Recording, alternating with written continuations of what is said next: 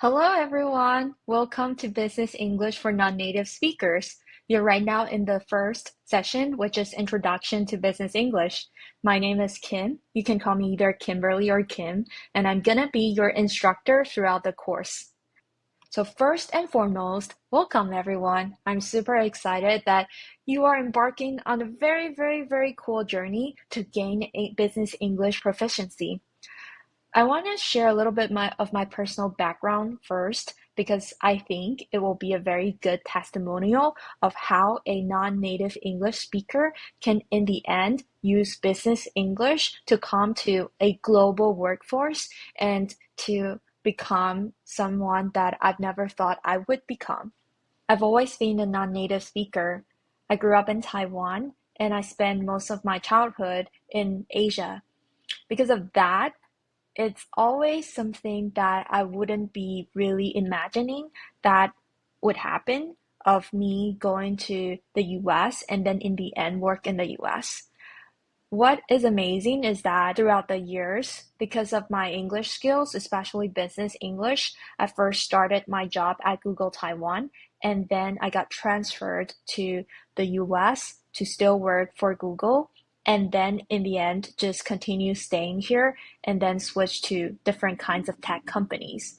My experience of my edge is not just my profession, but also my business English.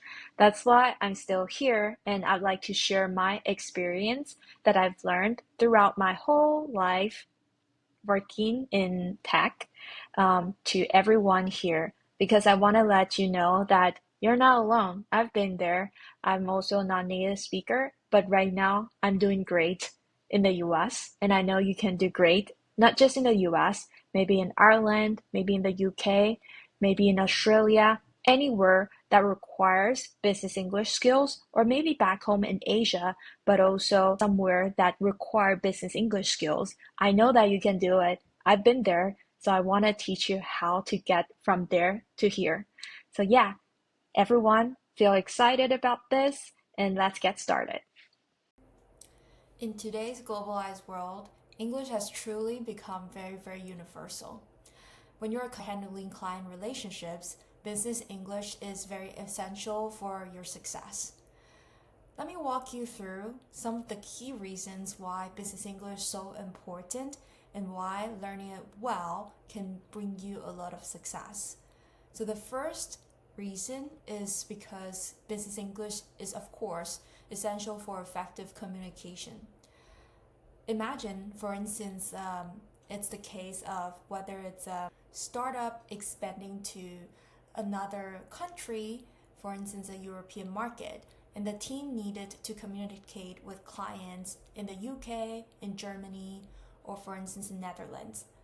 While most of the team members they speak in English, however, their English proficiency can be very different. And when it comes to formal business meetings, negotiating the contracts, and handling cross-cultural communication, there might be some situation of some conflicts that happen because not knowing of each other's communication in English. This can create misunderstandings and delay in projects. Next, mastering English skills can open doors to new career opportunities. So take my story, for example, of me coming to the US, and then the reason why is because I have the business English skills in addition to my usual profession in marketing. Apart from that, there's also vice versa. A lot of tech companies, especially in the Silicon Valley, because the high labor cost in the US and in SF in San Francisco, a lot of them shift their workforce, especially engineering workforce or operations workforce, to some overseas areas like Asia or some Eastern European areas. And because of that, the ones that can have the same level or some level of business English proficiency, those experts in the local areas will find the job easier or be able to master into a professional position. So for those who are based in those places, they have a better chance and a new career opportunity if they have the business English skill set. In fact, according to Cambridge English study, professionals who are fluent in English can earn up to 30% more than those who are not. By being fluent in English, like I said in the beginning, it might not be your accent, it's the way you speak, the way you write, how you listen matters more in the way that English may not become an obstacle for you to show your profession. That's a very key factor in career progression. In real life, we might also be able to see some real cases, like a lot of CEO, for instance, one of the CEOs that I admire, Indra Nooyi, she's from India. Because of her profession, of course, working in consulting background, plus her business English proficiency, she's able to become the CEO of an American firm.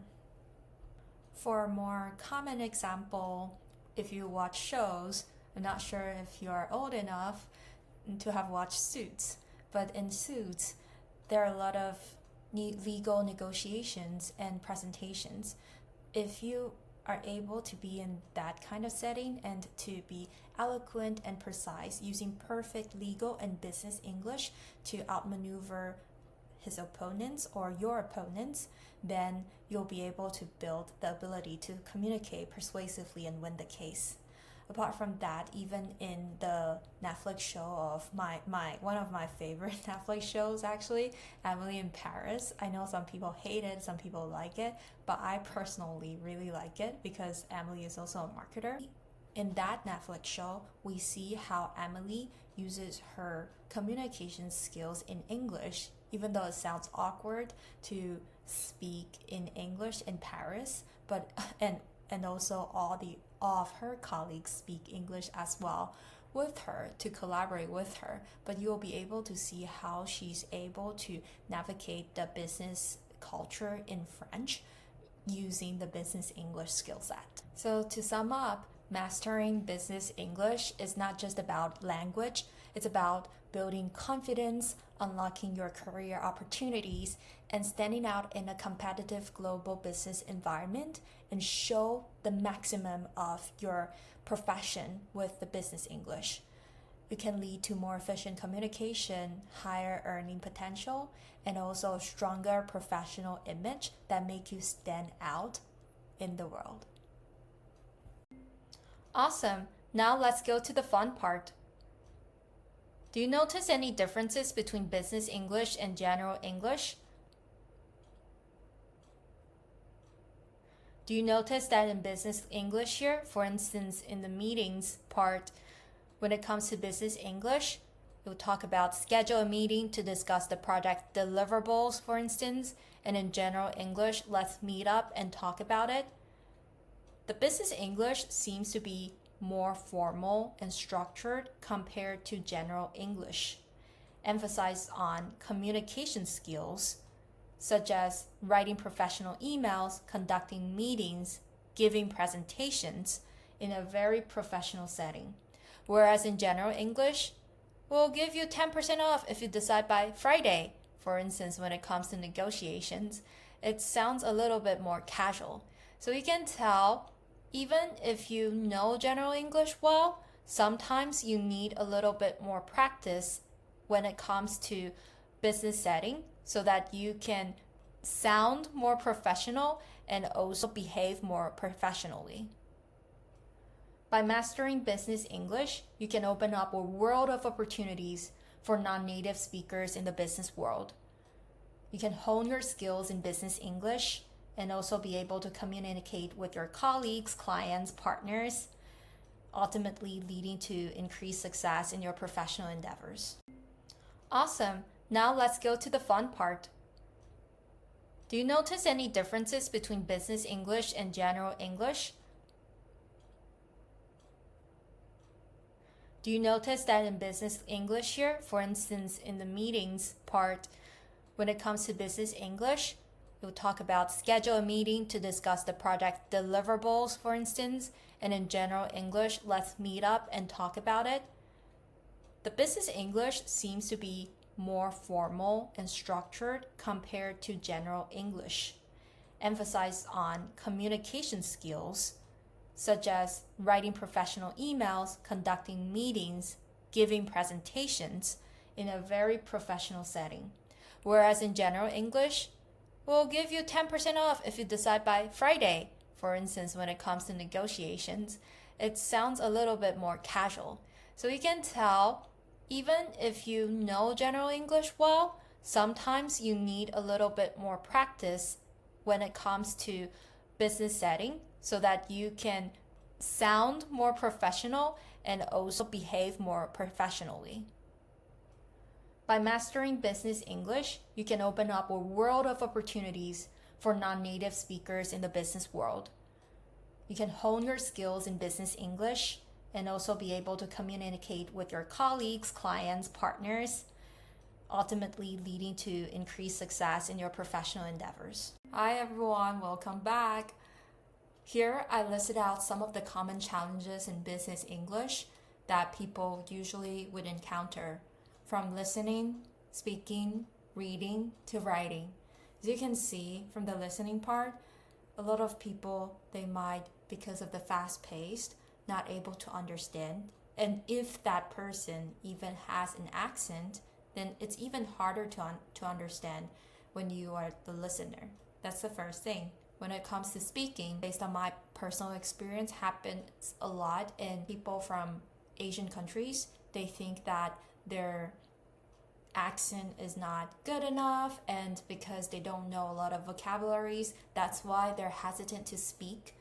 However, in any scenarios, there can be accent. For instance, if you're Australian, your English accent can be very different from British people. So for Americans, Irish people's English may be a little bit hard to understand as well. So I don't really think accent is that much of an issue. So as long as you are willing to speak and also not afraid, this is the very first step that I think a lot of people should first feel comfortable with. And then the third thing is the reading part. For reading, this can be, I think, less difficult in my own opinion, because right now with a lot of AI tools, you can tell the AI tools to help summarize some reports, some emails for you, even to understand the tones. However, there are a lot of situations when AI is not ready. It's a little bit too rushed, or you're in a call, in a meeting, and you need to read it really fast so that you can talk or present. In that case, you still need to understand how you are able to comprehend some kind of business documents or reports. Last but not least, when it comes to writing, it's very important, especially to summarize and also to provide an organized way for executives to review, or even for cross-functional teams to review. In that case, how to write a good email to cross-functional team, to a manager, to your team can be very, very different format. Other than that, also for business reports, for a presentation, how you can draft out very concise but also insightful to others kind of business report can be very valuable to learn in business setting. All of the challenges that I mentioned just now are the challenges that I heard other colleagues or myself personally experience before. So that's why I tailor-made this course to make sure that a lot of the common issues can be addressed in 4 different pillars, from listening, speaking, reading, and writing. I hope that I can provide you a comprehensive environment to share with you how you can improve in listening, for instance, to be able to understand business conversations, meetings with confidence, in speaking to be able to present effectively so that other people can understand you and also feeling that you're professional, reading to be able to very easily comprehend emails, reports, presentation, etc. and also writing to be able to summarize an email really fast, to be able to draft an email, to be able to provide business reports or even proposals. I'm very excited to share all these with you throughout the class, and I hope that you'll learn something and be able to apply to your workplace really soon. This course is supposed to be applicable, as in you can directly apply to your business settings. And by saying so, I mean it. I really mean it by giving you a lot of case studies and also provide you some templates that you are able to apply. So stay tuned and welcome to the next lesson where we're gonna start talking about listening. Let's go! Hi everyone! Welcome back to Listening in Business, our first module. Just want to make myself a little bit bigger so that you can see me in the first module as a big face, big pie face. So in this module, we're going to go through several parts of our listening practice. To name but a few here, as you can see, the first thing we're going to do is to learn to understand different accents. There's American accent, of course, British accent, Australian accent, South African accent, Irish accent, so many different kinds of accents. There's no right or wrong. All you need to learn is how you're able to listen and understand and respect different accents from different countries, and also to respect and like your own accent. It can be cute sometimes, and it can also be professional. The second thing we're learning is to listen for key information. Oftentimes, 20-80 rule, right? 20% of the key information is actually already 80% of what you want to hear or what is key. So the thing might be the action items, the deliverables, or the timing, the location. We're going to provide you a template that you're able to use to be understanding what the key information is for you to take notes, so that during the any listening scenarios, you'll be able to use that template to, in the end, summarize what is happening in a call or in a one-on-one conversation. The third thing is active listening techniques. So this is something exactly apart from passive listening. You can clarify to ask follow-up questions, etc. That can be a kind of active listening to be able to confirm what you just heard if it's correct.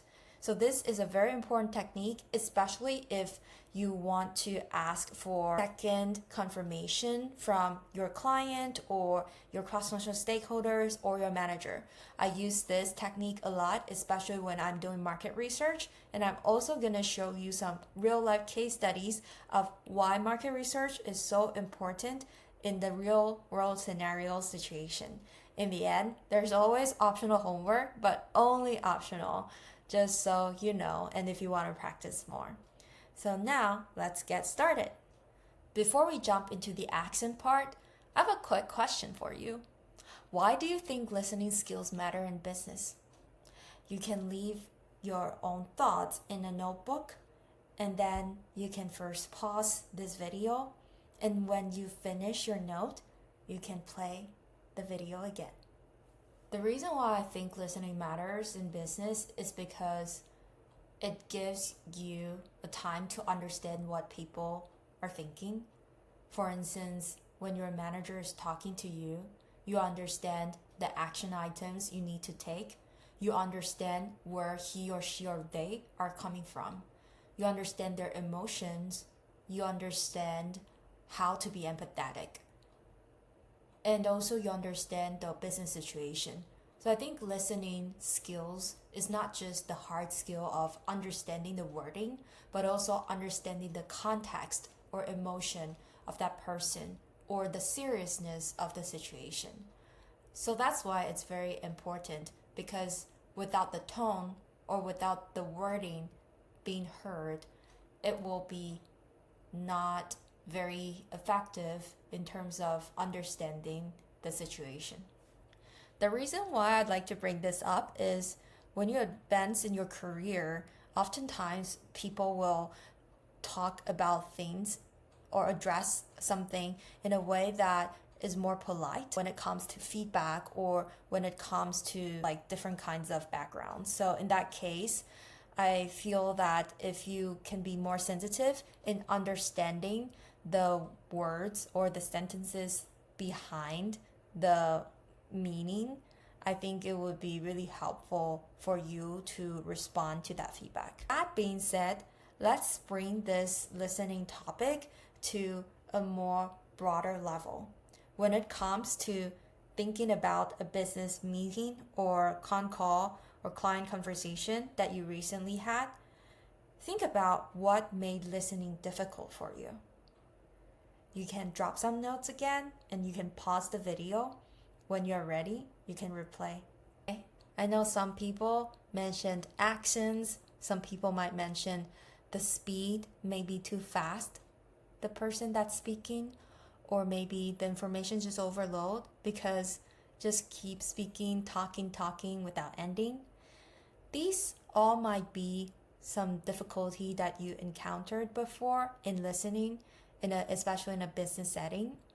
So let's deep dive into each one by one and see how we're able to solve these issues. First thing that I'd like to talk about is the accent part. Okay, when it comes to accent session, it's great just to listen to some examples. These 3 videos are from 3 different male CEOs that are famous in tech. They are from, I believe, the US, India, and also the UK originally. And I'd like to invite you to listen to the clips of each and to be able to make some summary when you're taking notes. And we can come back later to share how you feel about each. In the middle of all this, you signed a 22-word statement warning about the dangers of AI. It reads, mitigating the risk of extinction from AI should be a global priority alongside other societal scale risks such as pandemics and nuclear war. Connect the dots for us here. How do we get from a cool chatbot to the end of humanity? Well, we're planning not to. That's the hope. But there's also the fear. I think there's many ways it could go wrong, but we work with powerful technology that can be used in dangerous ways very frequently in the world. And I think we've developed over the decades good safety system practices in many categories. It's not perfect, and this won't be perfect either. Things will go wrong. But I think we'll be able to mitigate some of the worst scenarios you could imagine. Bioterror is like a common example. Cybersecurity is another. There are like many more we could talk about. But as this technology, the main thing that I feel is important about this technology is that we are on an exponential curve and a relatively steep one. And human intuition for exponential curves is like really bad in general. It clearly was not that important in our evolutionary history. And so I think we have to, given that we all have that weakness, I think we have to really push ourselves to say, okay, GPT-4, not a risk like you're talking about there, but how sure are we that GPT-9 won't be? And if it might be, even if there's a small percentage chance of it being really bad, that deserves great care. And if there is that small percentage chance, why keep doing this at all? Why not stop? A bunch of reasons. I think I think that the upsides here are tremendous. The opportunity for everyone on Earth to have a better quality education than basically anyone can get today. That seems like really important, and that'd be a bad thing to stop. Medical care and what's I think going to happen there, and making that available truly globally, that's going to be transformative.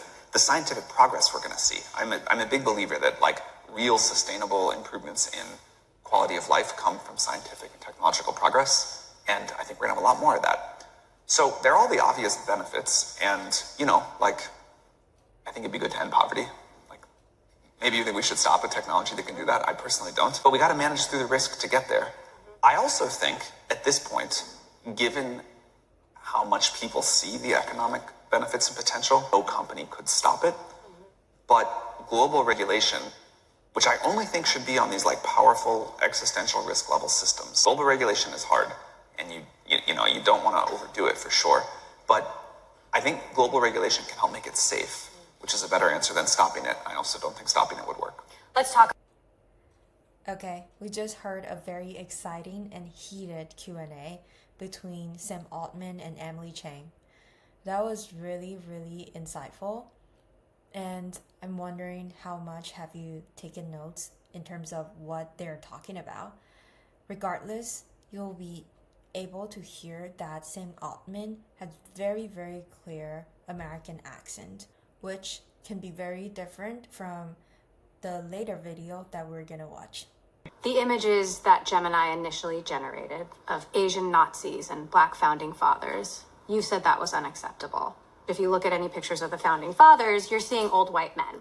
People are calling this woke AI, and it's not just happening here, it's happening across the industry. How did the model generate something that it never saw? We are a company which sells products to users around the world. And there are generic questions. For example, people come and say, show me images of school teachers or doctors or nurses. We have people asking this query from Indonesia or the US. Right? How do you get it right for our global user base? Obviously, the mistake was that we over-applied, including cases where it should have never applied. So that was the bug, and so we got it wrong. Would you say it's like good intentions gone awry? In this particular case, yes, right. I think we are rightfully held to a high bar, and I think we clearly take responsibility for it, and we're going to get it right. How concerned are you about AI-generated content? We paused here for a little bit. This time, this video, the reporter is the same. She is Emily Chang. And the CEO is different. This time, he's Sundar Pichai, the CEO of Google or Alphabet at this moment. So in this scenario, they're talking about the same thing regarding of AI. So it's about the AI race. However, you can hear the accent of Sundar is very Indian. I would say his English is really good, and you can not tell the Indian accent. I think it's like Indian and American accent. However, you can still notice the difference between him and also Sam Altman. And now we're going to another video, which is a very, very interesting CEO and his own conversation. And this is very cool, so I'm gonna watch the full video with everyone. You decide, well, I need to start an airline. Where did that idea come from? It came from, I was trying to get from Puerto Rico to the Virgin Islands. I was 28 years old, and I had a lovely lady waiting for me. And you went to the Virgin Islands because you like the name Virgin, I assume, right? Exactly.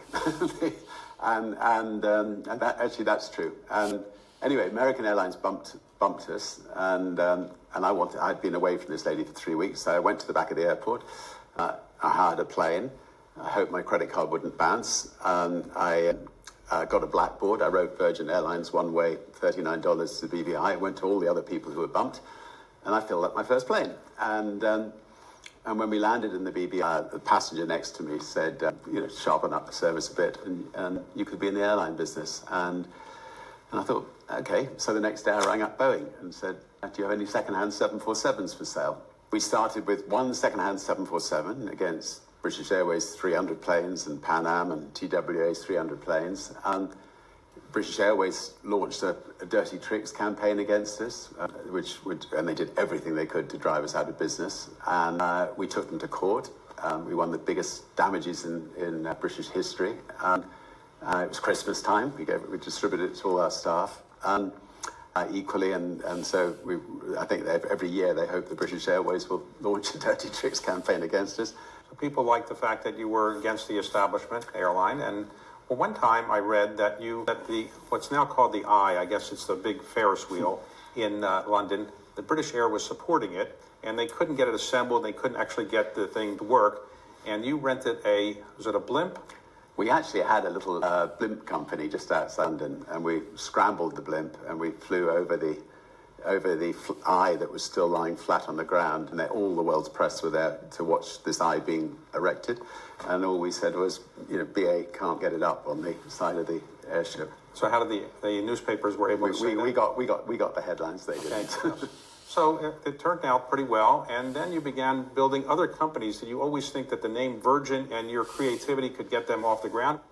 Well, again, the only reason we would go into a new sector is if we felt it was being badly run by other people. So the reason we went into trains was the government were running trains. British Rail was dilapidated trains, a miserable service, and we just felt, we could go in, we could get fantastic new rail stock, we could motivate the staff, and we could make a big difference. And so we took over, the busiest line in Britain, the West Coast Main Line, and we've gone from 8 million passengers to nearly 40 million passengers, and I think transformed the experience for people. In every new sector that we've gone into, we've seen, a gaping gap in the market where the big guys have not been doing it very well, and where we can come in and shake up an industry. So how many companies have you started with the name Virgin? Is it a few hundred by now? It's in excess of 300. How do you feel about that video? Any notes that you took? This video, the interviewee was a very famous English entrepreneur called Richard Branson. He founded Virgin Atlantic. If you have ever taken the airline Virgin Atlantic, that's his. So the funniest founding story of what he just told, aside from that, you can tell that he has a very, I would say very prominent English accent. So these three CEOs, founders, whatever you call them, they all are from different countries originally, and they, in the end, can build great businesses. So what this tells you is that it doesn't really matter where or what kind of accent you have, where you're from, as long as you know how you can speak professionally. You can get there. You can be there one day if you want. Maybe the next time the person that is up here that I'm talking about is going to be you. That might be possible. And all you can do is, by listening to these different accents and to understand and also be empathetic of the different accents that you hear, and gradually you'll be able to understand just little by little by listening to a particular accent. For instance, if you work in the US, of course, if you have time, just listen to more accents that are from America. Listen to the podcast, listen to the TV show, listen to MLB, NBA, commentators talking about your favorite hobbies, interests, stuff like that. If you're in Britain, on the other hand, then yeah, vice versa, do the same thing but in a British way. If you're in India, do it in an Indian way.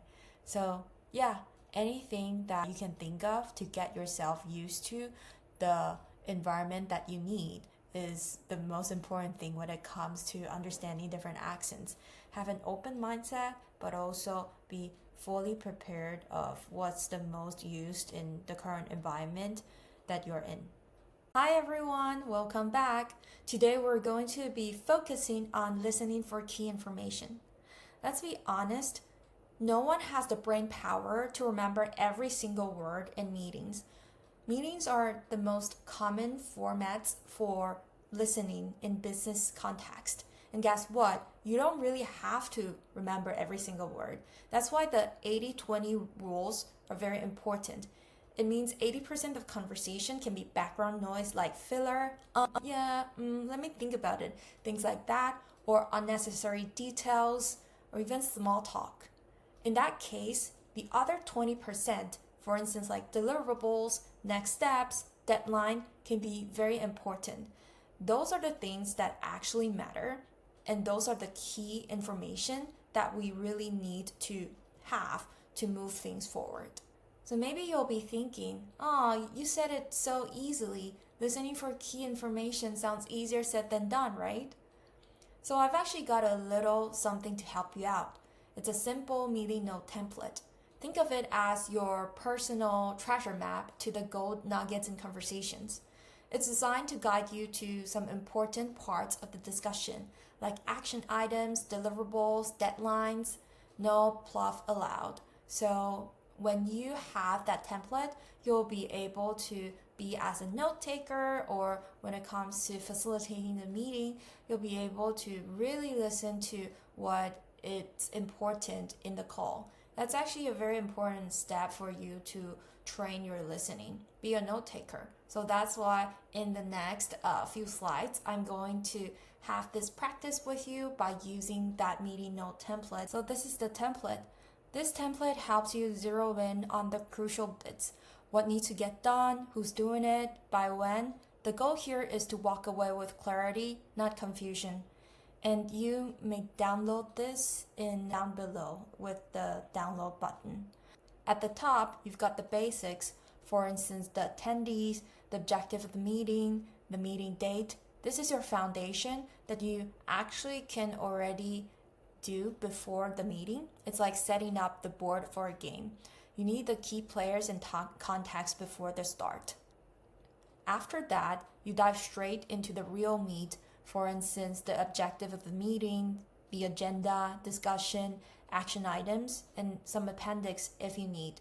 This section ensures you're focusing on what actually needs to happen after the meeting and to be able to provide a very concise point of view to share with other people after the meeting. So now let's click the download button, and we're going to use this meeting template and to do some exercise. So this is the first practice we're going to have. Use the meeting template that you just downloaded and pretend you're the note taker for this weekly student success meeting call.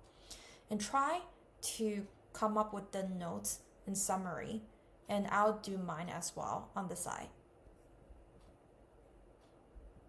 Hello everyone, thank you guys for coming to our weekly student success meeting, and let's just get started. So I have our list of chronically absent students here, and I've been noticing a troubling trend.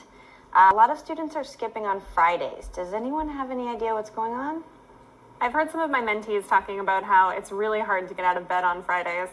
It might be good if we did something like a pancake breakfast to encourage them to come. I think that's a great idea. Let's try that next week. It might also be because a lot of students have been getting sick now that it's getting colder outside. I've had a number of students come by my office with symptoms like sniffling and coughing. We should put up posters with tips for not getting sick since it's almost flu season, like, wash your hands after the bathroom, stuff like that. I think that's a good idea, and it'll be a good reminder for the teachers as well. So one other thing I wanted to talk about, there's a student I've noticed here, John Smith. He's missed 7 days already, and it's only November. Does anyone have an idea what's going on with him? I might be able to fill in the gaps there. I talked to John today, and he's really stressed out. He's been dealing with helping his parents take care of his younger siblings during the day. It might actually be a good idea if he spoke to the guidance counselor a little bit. I can talk to John today if you want to send him to my office after you meet with him. It's a lot to deal with for a middle schooler. Great, thanks. And I can help out with the family's childcare needs. I'll look for some free or low-cost resources in the community to share with John, and he can share them with his family. Great, well, some really good ideas here today. Thanks for coming, and if no one has anything else, I think we can wrap up. Hello, everyone. Thank you guys for coming to our weekly student success meeting, and let's just get started. So I have our list of chronically absent students here, and I've been noticing a troubling trend. A lot of students are skipping on Fridays. Does anyone have any idea what's going on? I've heard some of my mentees talking about how it's really hard to get out of bed on Fridays. It might be good if we did something like a pancake breakfast to encourage them to come. I think that's a great idea. Let's try that next week. It might also be because a lot of students have been getting sick now that it's getting colder outside. I've had a number of students come by my office with symptoms like sniffling and coughing. We should put up posters with tips for not getting sick since it's almost flu season, like, wash your hands after the bathroom, stuff like that. I think that's a good idea, and it'll be a good reminder for the teachers as well. So one other thing I wanted to talk about, there's a student I've noticed here, John Smith. He's missed 7 days already, and it's only November. Does anyone have an idea what's going on with him? I might be able to fill in the gaps there. I talked to John today, and he's really stressed out. He's been dealing with helping his parents take care of his younger siblings during the day. It might actually be a good idea if he spoke to the guidance counselor a little bit. I can talk to John today if you want to send him to my office after you meet with him. It's a lot to deal with for a middle schooler. Great, thanks. And I can help out with the family's childcare needs. I'll look for some free or low-cost resources in the community to share with John, and he can share them with his family. Great, well, some really good ideas here today. Thanks for coming, and if no one has anything else, I think we can wrap up.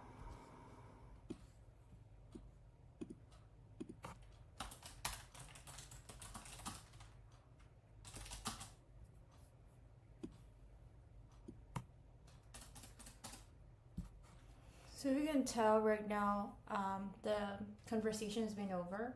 So what I'm gonna do is basically this is what I just heard from the call. The discussion, there are two problems from the weekly success meeting for students. First one is a lot of students skipping on Friday, and there are two reasons that might happen based on two different people. I don't know the attendee's name because it's not shown up here, but I just use A, B, C, D, E as an example. But it sounds like there are two people talking about two different solutions that have been accepted. So in the action items, we will be sharing the action items that these four people in the end will be doing. So number one, it's some person will be preparing for Pancake Friday, and then another person will work on the poster of tips of not getting sick. And then these are two girls. There are two guys over there saying that, okay, pertaining to the next problem of John Smith, the student who's already absent for 7 days, try to talk to him or try to share some childcare information. So these action items will all be clearly mentioned here, and also sharing the discussion in terms of the problems, and then the reason, rationale, and then the action item as well here. A little bit here, but mostly putting in the action items here. For the agenda of this call, it then could be very simple in terms of maybe in the beginning, the manager will share what the agenda is and you can put it here, or you can just kind of like discuss and then concisely put what's in the discussion part into the agenda. Objective meeting is also very clear as well. For TLDR summary, when it comes to all these discussion, maybe put 1 or 2 sentences here for people to understand. Apart from that, the appendix part might be including, for instance, like if there's video recording, if there's any relevant document that maybe, for instance, the poster can be put it here, and then if there's any next meeting agenda or calendar invite. So I'm gonna spend a little more time of drafting this team meeting note, and then I'll give you a reference below later for you to view. Try to do this yourself and then compare of the reference I shared, and then you can put it in your notebook of what you think you've learned.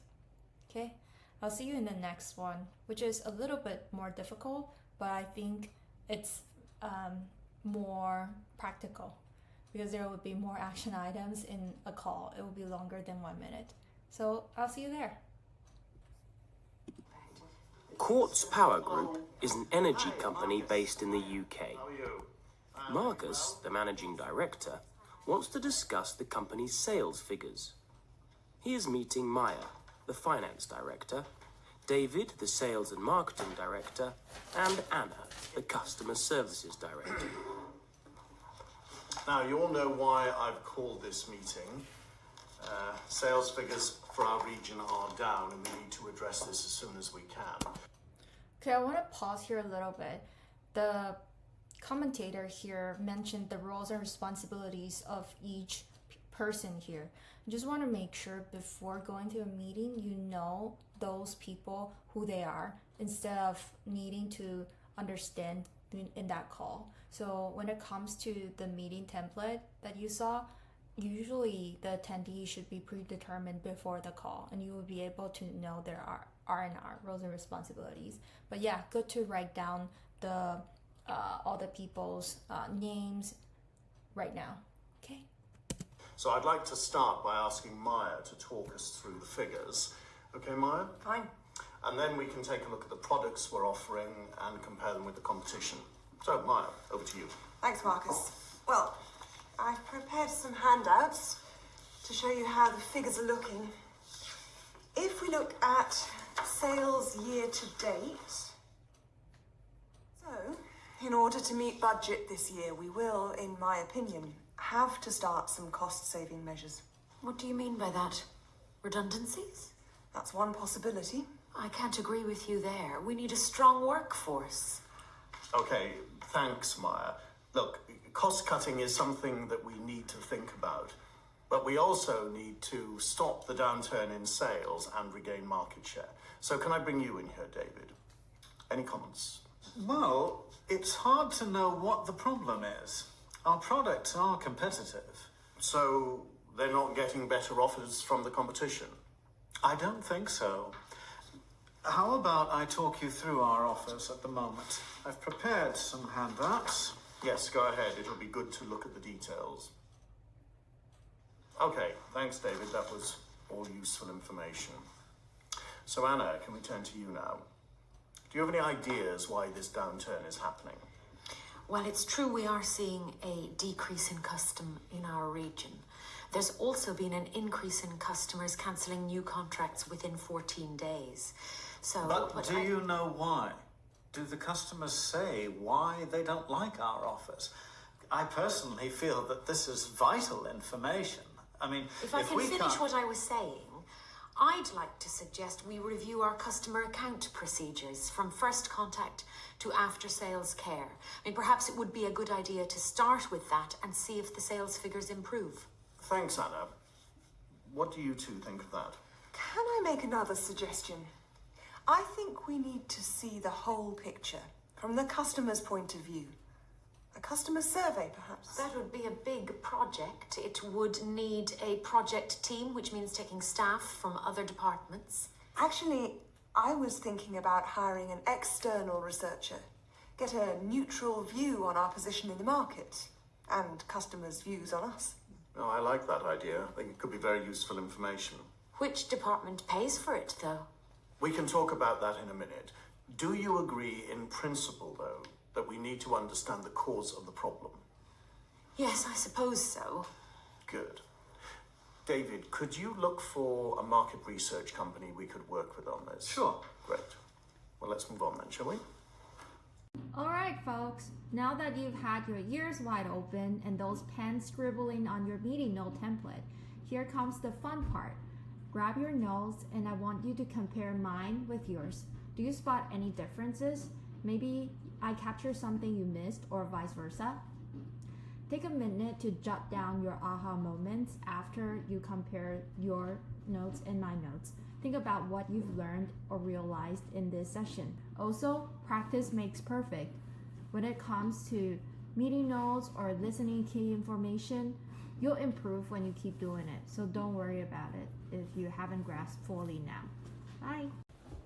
Hi everyone, welcome to the active listening technique section. I personally think this session is very helpful because especially my job, I need to do market research, which means that I need to go to some clients, no matter it's seller side or no matter it's just normal user side, to understand about a certain problem that my company wants to solve. In that case, because it's like a one-on-one conversation or maybe one-to-many conversation, I need to sometimes like do these kinds of techniques such as repeat back just so that I can confirm what the speaker said is correct, or do paraphrasing or ask for clarification. So these ways are a good way for us to just be engaged in the listening conversation and to understand if the statement is correct and then to further emphasize a point. In that way, we are no longer just listening, but also speaking out to confirm. So it's kind of active versus passive.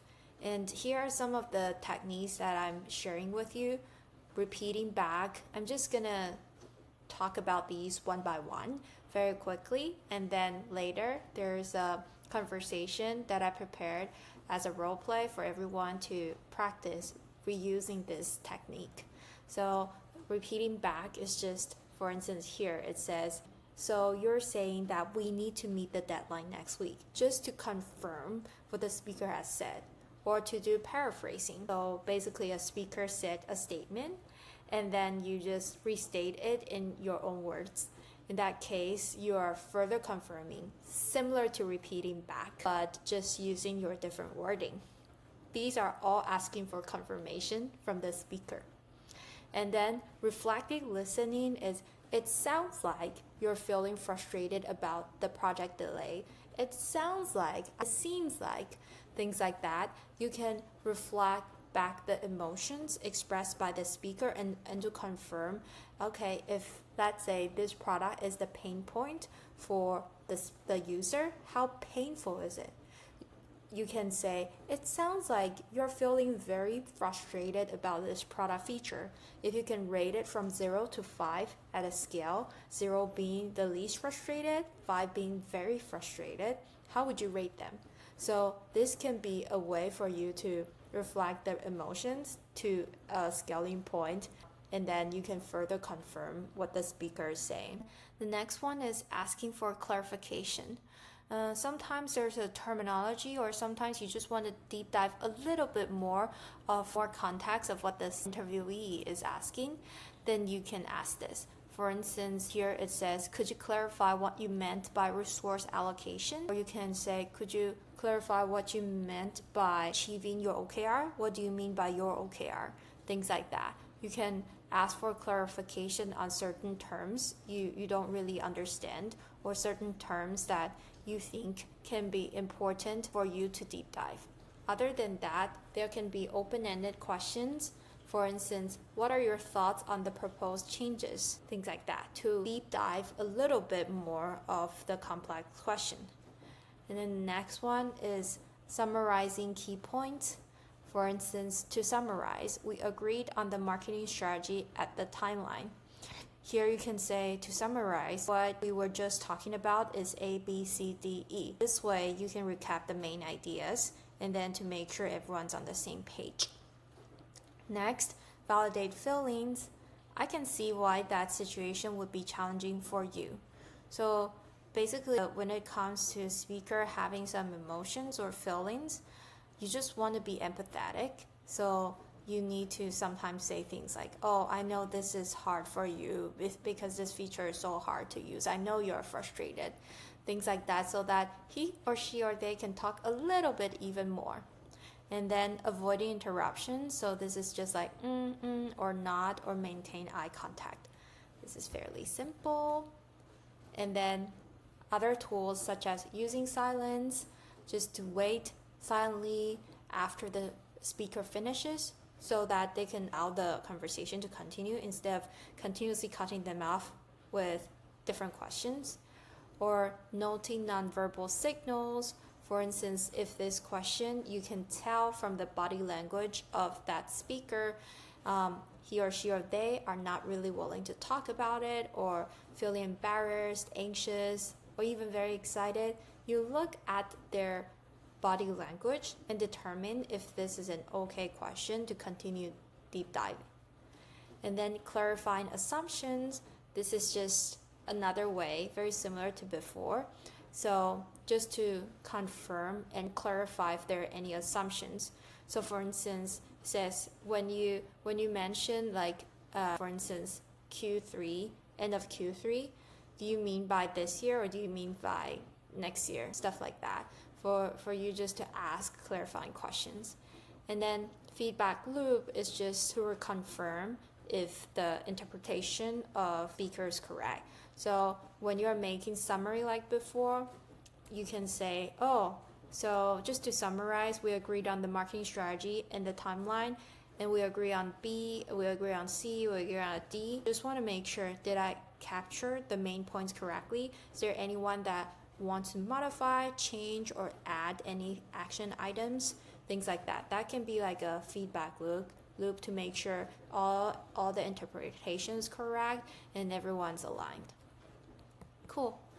So after knowing all these techniques, what I would invite you to do is to be a user researcher, and then to find some friend or someone you know to be the user to be researched. I give you a scenario because I know a lot of people here, they love traveling. So I give you a scenario of you being a user researcher, and you are the one that acts like the user researcher assigned by the Japan National Tourism Org to understand foreigners' point of view of their travel experience in Japan. So please feel free to spend like 5 to 10 minutes doing this role play with your friend or with your partner.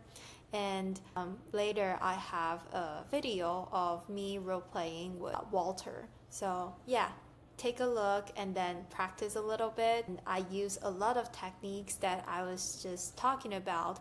For instance, like open-ended questions, summarizing key points, validating feelings.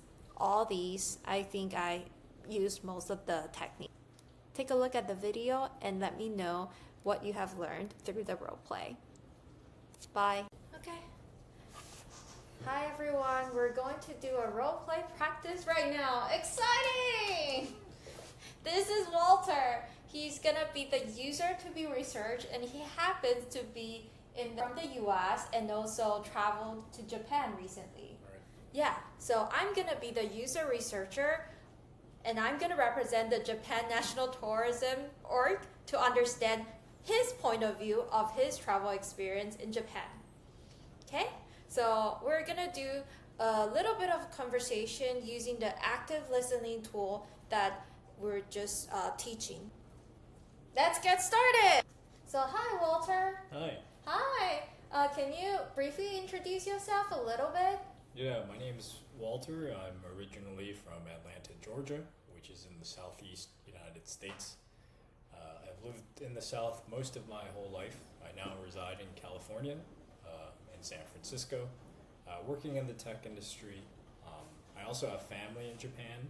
My dad was born in Tokyo and raised in Japan, and I visit them occasionally every few years. So you said you visited them occasionally every few years.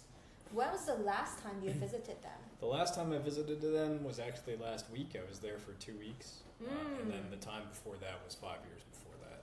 5 years before that? Yeah. How was your experience last time we visited a few weeks ago? It was in October. I usually visit in the springtime, but because it's rather hot in much of the calendar year in Japan, we were advised to travel a little later in the year.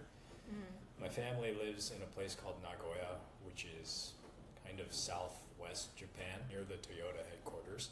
Toyota? Wow. And they've resided there for pretty much their whole lives. My aunt lives there as well as her children, and then their children as well. So it's kind of one half of my entire family that resides in that area. And how was your experience then, like this time? My experience was very positive. My dad is still there, and I visited. He rendezvoused in Tokyo, and then we did a little bit of traveling in some new cities, including Hiroshima and Okayama. You said you visited with your dad and then to Hiroshima and what is the Okayama. Hiroshima and Okayama. Why do you visit these? My dad actually isn't too fond of large cities, so he prefers visiting smaller cities that he's less familiar with or never been to. These were 2 cities that I think he was recommended to see by his sister, so we took trains to there and did some sightseeing there. And you said it's very positive because it's less of a hustle because there are not that many people.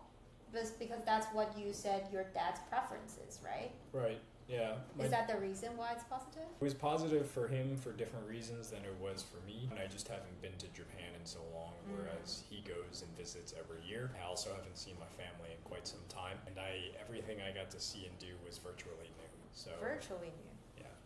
So they're very different cities than what I went to 5 years ago. And overall, there was a very hospitable experience and just always seeing new things. So hospitality and also seeing new things are the things that you like about Japan. Right. Oh, okay. Then what about something that, because I'm from the National Tourism Org, right? I also want to know what I can improve. Like, what are the things you think I can improve on? Like Japan can improve on? In terms of attracting tourists, sometimes it's a little hard to know where to go. Fundamentally, it's a small country, but it's also very in some ways crowded. Every city has its own flow. So getting through Japanese infrastructure, for example, like high-speed rail stations or subway stations, or just being on the street and navigating the right way to a hotel or to a restaurant can be difficult because the streets are very narrow and very small, and there's many of them. Additionally, English is an international language, and there are some places that may not have English always available. Language barrier.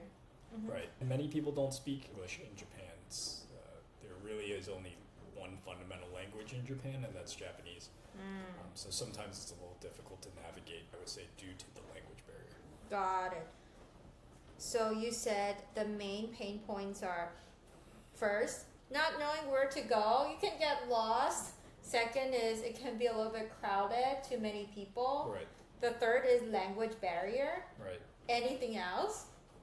Or the rest are just perfect?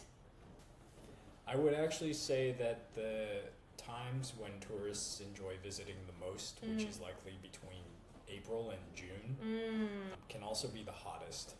So for those people who aren't necessarily used to heat when they travel, it might be quite a shock to them.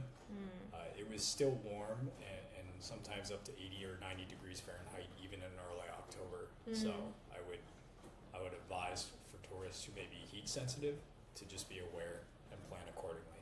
Got it. Okay, sounds good. But when you were there, it was October. How was the heat? Was it okay? The heat was tolerable. I would say in Fahrenheit, it was anywhere between 70 and 90 degrees usually. And humid. It could be more humid or less humid depending on what city one resides in. Where I was in Nagoya and Hiroshima, it was relatively humid, as well as Tokyo. In places like Okayama, it was less humid. Got it. Okay. Thank you for sharing these. No problem. I think we already mentioned about Japan, right? But it's always good to have some competitive analysis. Right. So I can understand more about you and also from other countries. In that point, I want to ask, what is your favorite place to travel in the world? Do you have like a favorite country that you have visited so far? Yeah, I recently spent a work assignment in Ireland for 3 months, and I really enjoyed it. If you haven't been there, the people are very hospitable. It's a very easygoing place. It's very close to mainland Europe, including the UK as well, so it's easy to hop the water. And the flights and travel are relatively cheap. Ireland is a place that most of it is dominated by farmland or hills. So if you're outdoorsy, there's a lot of great scenes to see. It is an island, so there's plenty of coastline also, and camping on the beach is very popular. So overall, it was a really great place, just with the hospitality, the natural scenery, and the cost of living as well. Got it. You said about the good things about Ireland, and also you talked about before the language barrier in Japan was an issue. Right. In Ireland, that's not, right? Right, for English speakers, obviously all Irish speak English. However, they also have their own native language, which is Irish or a subset of Gaelic. And so one will see many street signs and other text outside that is often in both English and Irish. And you also talk about coastline and camping. It sounds like you like more nature stuff, right? Yeah, I really enjoy being able to be independent and go my own way and kind of carve my own path. Exploration when traveling is a really important thing of mine. And Ireland has a good combination of both small and large cities. And it really never feels too cramped or hard to navigate in that kind of country. Got it. So maybe, because I'm from the Japan tourism org, right? So if, let's say, I can introduce you some of places that are full of nature in Japan, maybe that can be a good choice for you. Right, yeah, I'd be interested in seeing those. Okay, sounds good. Thank you so much, Walter. No problem. Thank you. Thank you.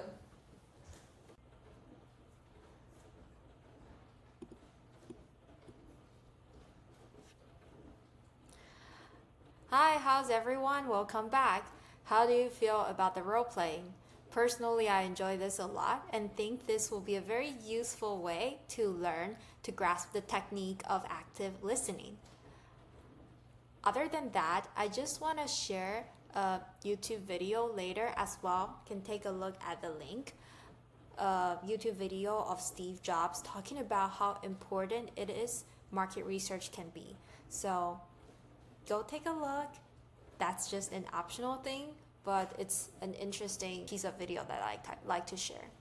After this, let's go to the real world scenarios. It's going to be really short and sweet, and we're almost in the end of listening.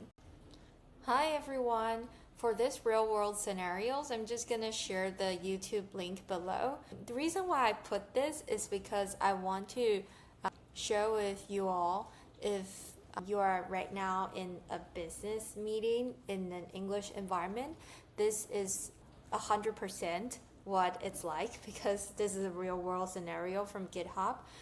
I'm not sure why they're doing this, but they basically upload their meetings on YouTube for everyone to see some of their meetings, and this is just one of them.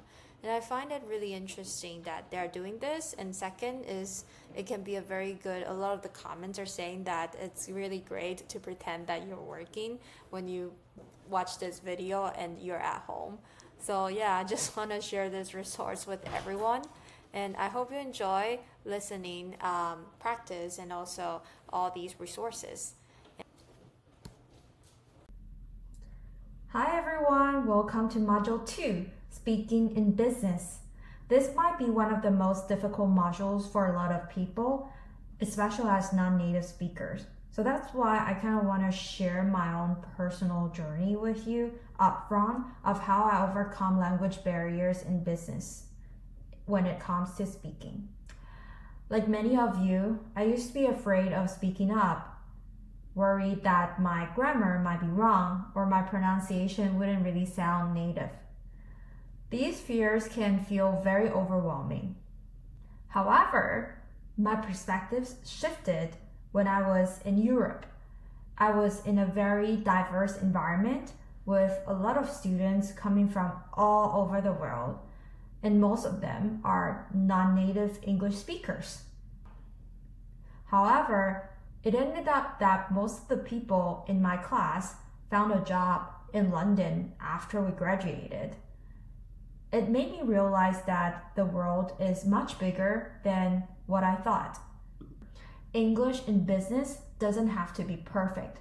As long as you can communicate effectively, that's what really matters. What's important is being understood. If your message is clear, small mistakes don't matter. People value your professional expertise and ideas far more than the way you say them. So after that, I removed my fear of my grammar being sometimes incorrect, my pronunciation being sometimes over tuning into certain accent type. And later, when I started working in the US and other English-speaking countries, I realized something else. Business meetings often follow a template. There are common phrases and expressions used over and over again. So I don't really need to learn very, very good English to conduct a meeting very well. So I can actually learn all those templates in a very short period of time. For example, phrases like, what's the objective of the call? Let's circle back to that. Moving forward, I'd like to add to that. These kinds of terms make navigating business conversations very much easier. I started to learn these essential phrases and patterns after working, and the best part is once you've got a handle of them, you feel much confident in meetings because it's always pretty much the same. It's kind of like a cheat sheet for business English, and that's what I want to teach everyone. So here's the agenda for our lesson today.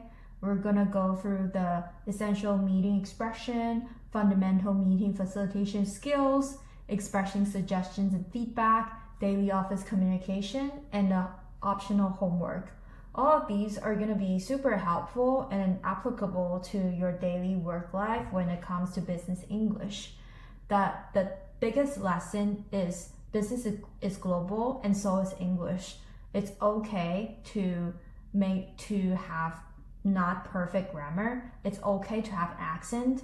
As long as you are able to facilitate your meetings well enough in English And don't be afraid of those mistakes. Focus on communicating clearly and confidently. You'll realize that business communication is more about building connections, expressing ideas, not about being perfect. So just want to set that up, and welcome to our upcoming lesson.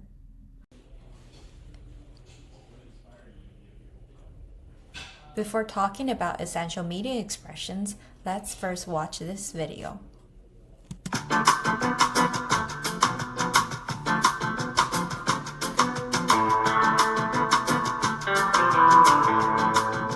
Allow me to play devil's advocate here, but allow me to be a dick for a second, but with no consequences. Let's pull back on that for a second. I fell asleep while you were talking and I have no idea what's happening. Huh?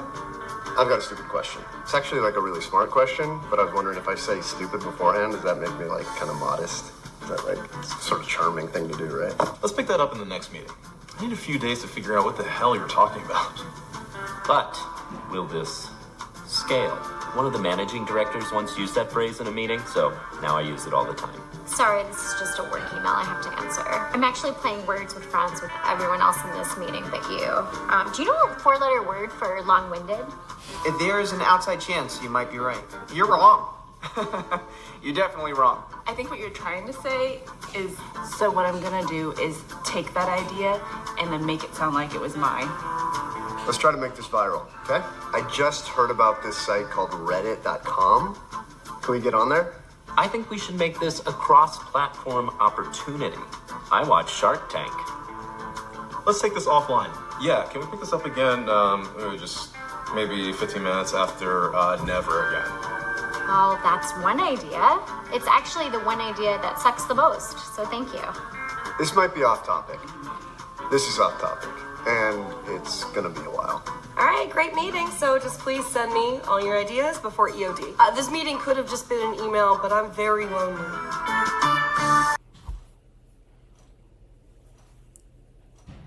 So that was a funny video, but basically exemplifies how some of the terms you used in meetings are just basic jargons that wouldn't be used elsewhere. However, it can be really useful during meetings. And now I'm going to share with you, as a meeting host, what are some of the main jargons or terms that you can use. I'm going to template it for you. So here comes the essential meeting expressions as a meeting host. You can see that the terms that I put here is based on the order of a meeting. In the beginning of the meeting, as a meeting host, you of course need to greet everyone. So it's very easy term, just welcome everyone. Thank you for being here today.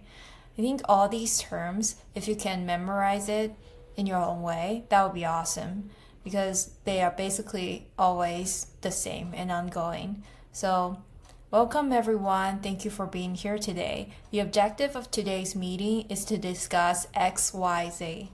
So these two lines are very, very common to use. You can memorize it.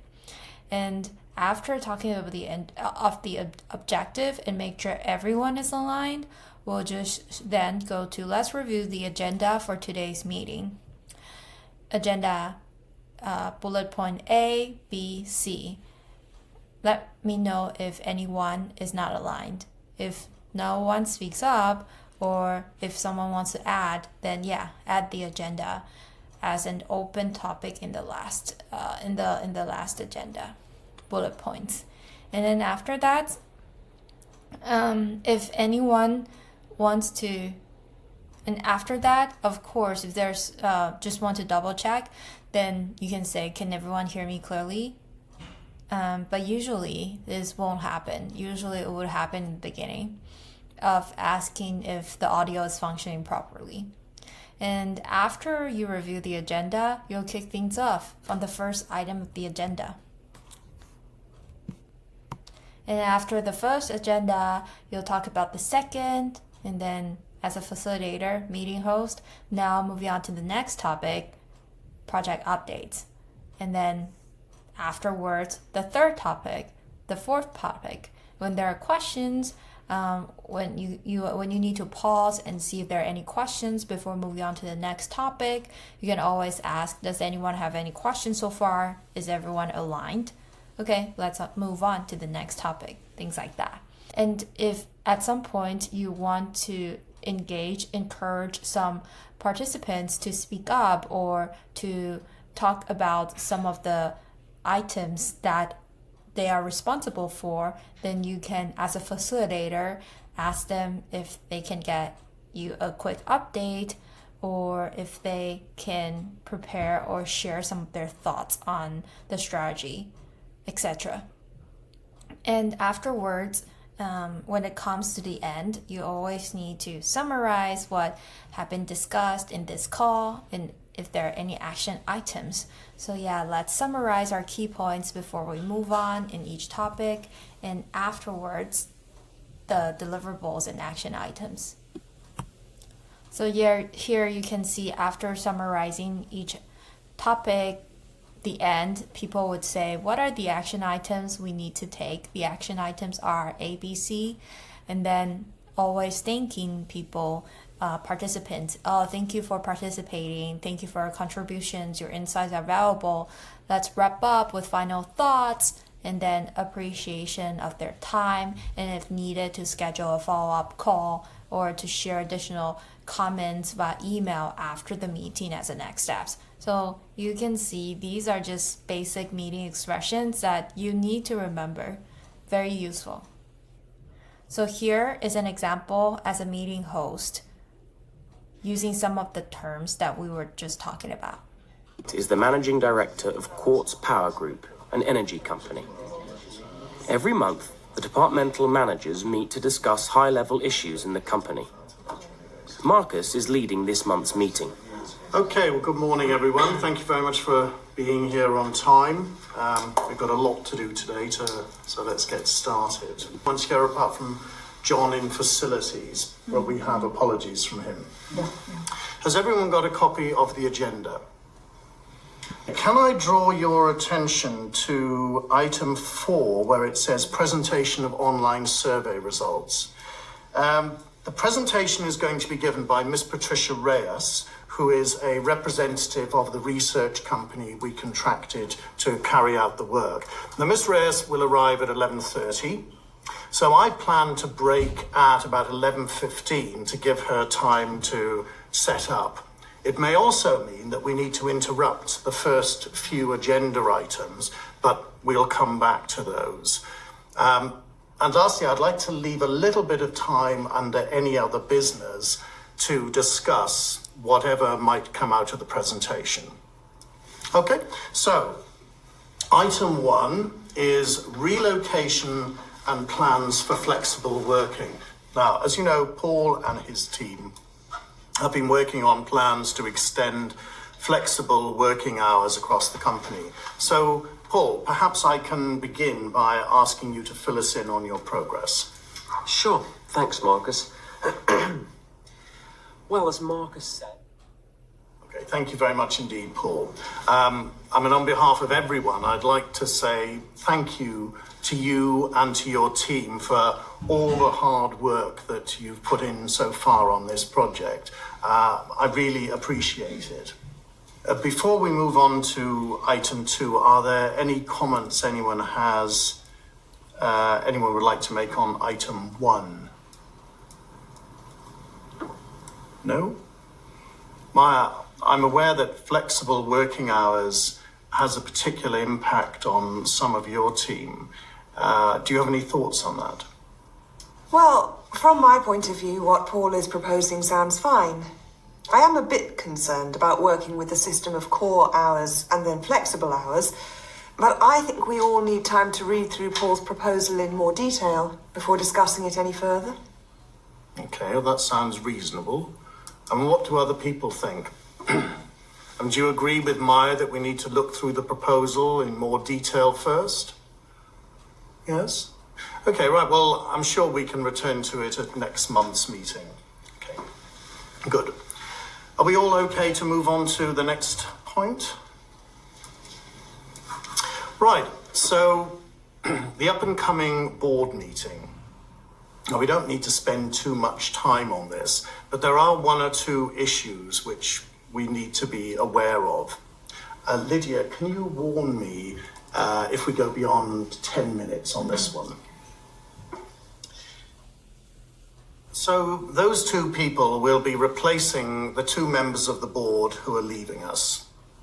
And that's everything, I think, on item 2.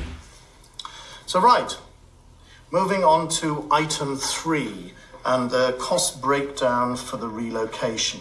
Now, Maya, thank you very much for emailing the current figures to all of us. I hope that we've all had time to look at them, to read them through. Maya, is there anything that you want to add before I open this up for questions? Not really. Nothing's changed since it was sent out, as far as I know. Are there any questions arising from Maya's report? Matt, you look as if you might have a question. Yes, I suppose I do. Well, it's more of a comment, really.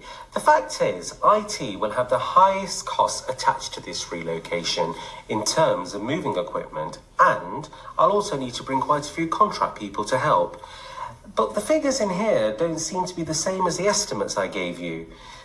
It's all going to require a lot of overtime in my department. Well, I have allocated some of the costs to the budgets of other departments. That seemed the fairest way to do it. Otherwise, as you say, IT is responsible for a large part of the relocation costs. So do you mean any IT costs related to, say, marketing will be covered by the marketing budget? Yes, in a way. Look, this might help clarify it. You see, I've broken the IT department up into segments. Oh, I'm sorry. Can we continue this discussion after lunch? The lady from the research company is waiting to join us and to present her results. But before we take a break, I just want to summarize where we are so far. Now, my understanding is that Maya has tried to allocate the relocation costs across departments as far as is possible, but that Matt feels that IT is still taking too many costs. Is that right? That's about right. Good. Okay, let's take a break now, and can we all be back here promptly at 11:30 to continue where we left off? Lydia, could you bring Miss Reyes up, please? Okay, so I just paused the video. You can tell this video is really long. Every meeting, when you're a meeting host, it can be this long. It's like 30, an hour and a half. This happens. However, if you listen carefully of what the meeting host, which is who you are going to be, the main expressions are mainly fairly similar to what we just taught. So as long as you can remember all the structures and all the expressions, memorizing them, you should be good to go. Apart from being a meeting host, you can sometimes also be a meeting participant. Here are some of the essential meeting expressions that you can also prepare for yourself. This is also worth memorizing because most of the time it's always about these things. For instance, acknowledging the meeting host, confirming agreement, or asking for more details. So these terms, especially for instance, could you clarify that point? I have a question regarding. These are all very, very good expressions that you can learn. You can pause this video at that moment and then take some notes. Other than that, here are some other meeting expressions that you can learn. For instance, I like to hear from others as well as on this topic, or I think it's important to emphasize the need of user feedback. What's the action items from this discussion when there's no clear action item? I appreciate the insights shared when there, for instance, there's a very good market sharing, insight sharing. I'm concerned about, I'm not sure I agree with that. So for instance, in the previous video, one of the guys was saying that he's concerned about the engineering cost. So this is a very common term. Last but not least, there are also some other terms as a meeting participant. For instance, like asking for clarification, how does this impact our ABC? From my point of view, from my perspective, what are the next steps? For instance, if there's no clear next step from the facilitator, there's no summary, then you can ask that. Or if you just want to say good things, saying that thank you for the opportunity to share my thoughts, have a great day, look forward to the follow-up. These are all very common expressions as well. Here's also another video using business English speaking, but as participants. Good morning. Paul is the Human Resources Manager at Quartz Power Group. He has called a meeting with some of his colleagues to discuss a new training program. Right, shall we get started? Well, we're here to talk about a new training program for the call centre. David, I asked you to come because you were involved in the market research we did, so I thought you could give us a short summary of the findings. And Anna, obviously, it's your customer service teams who will be affected by this. Yes, exactly. So we thought you might have some ideas on the best way to approach the training program. And Maria will be developing and running the training. Okay, David, could you run us through the main points from the research? Sure. We worked with a market research agency over a period of a few weeks to gather information about our customers and what they thought of us. And the results were, well, mixed. Sorry, can I just check? Why was this research done? Had there been complaints or...? Some complaints, yes, but also we are losing customers in the region and we wanted to know why. Sorry, I'm not sure I understand. Was the research about getting customer points of view or about customer profiles? It was to get customer feedback on the company and its services. Right, I see. So the results showed a few areas where customers were not happy. One of the most common, how shall I put it, issues was with the call center. I see. Can you be more specific? Well, basically, it seems that customers feel they are not getting good service and they are leaving us for another supplier. Right. So are you saying customers are leaving us because of the service from the staff, or could there be other reasons too? I mean, could it be that we haven't got very good systems in place for our staff? Yeah, could be. Anna? Look, I have no problem with giving the staff a refresher course, but starting completely from scratch seems like a waste of time and money. They will receive training when they start anyway. Yes, that's a good point, Anna. And we don't know yet if we will have to start from scratch. It may be that we haven't done enough to monitor their activity, and that a simple refresher course will be enough. Or it may be that we have to look at customer contact from start to finish and try to implement some new protocols. Maria? Yes, that's right. I'm sure there's a way of dealing with this sensitively. Anna, I realize it's not easy for you to suggest more training for your staff. So I wondered if we could start with a review of the current training approach and look at what we need to do to address the problems brought up in the survey. Yes, we could do that. But I would need to look at the full report first, of course. Anna, I understand your point about possibly wasting time and money, so perhaps you and I could look at the report together? Yes, okay. Then we'll be able to decide what needs addressing and how. If it's more training, or even a complete systems overhaul. Good idea. I brought in copies of the report. Perhaps we could start with the highlights first. Cool. We just finished watching that conversation. You can tell that the conversation was a little bit intense. However, in the end became a lot calmer because the person that was trying to ask Anna, the girl was trying to ask Anna, she said that, oh, I knew where you're coming from. So it's also very important, besides knowing all those meeting expressions, to also be empathetic and then to stand in the shoes of other people. Now that we've discussed some common meeting expressions, you might be wondering, how can I actually start using these in real meetings? I know it can be a little bit intimidating at first, but you can quickly build confidence by doing something. One of the best ways to get comfortable with these expressions, first thing is just to record yourself. It can be as simple as picking up your phone and then just trying to record yourself, or maybe just to use the computer. Try to be a meeting facilitator or meeting participant that way by using the terms such as let's circle back on that, moving forward, using all those expressions. Just do a role play on your own. It will work. Another great way to get these expressions to feel more natural is just to talk to someone.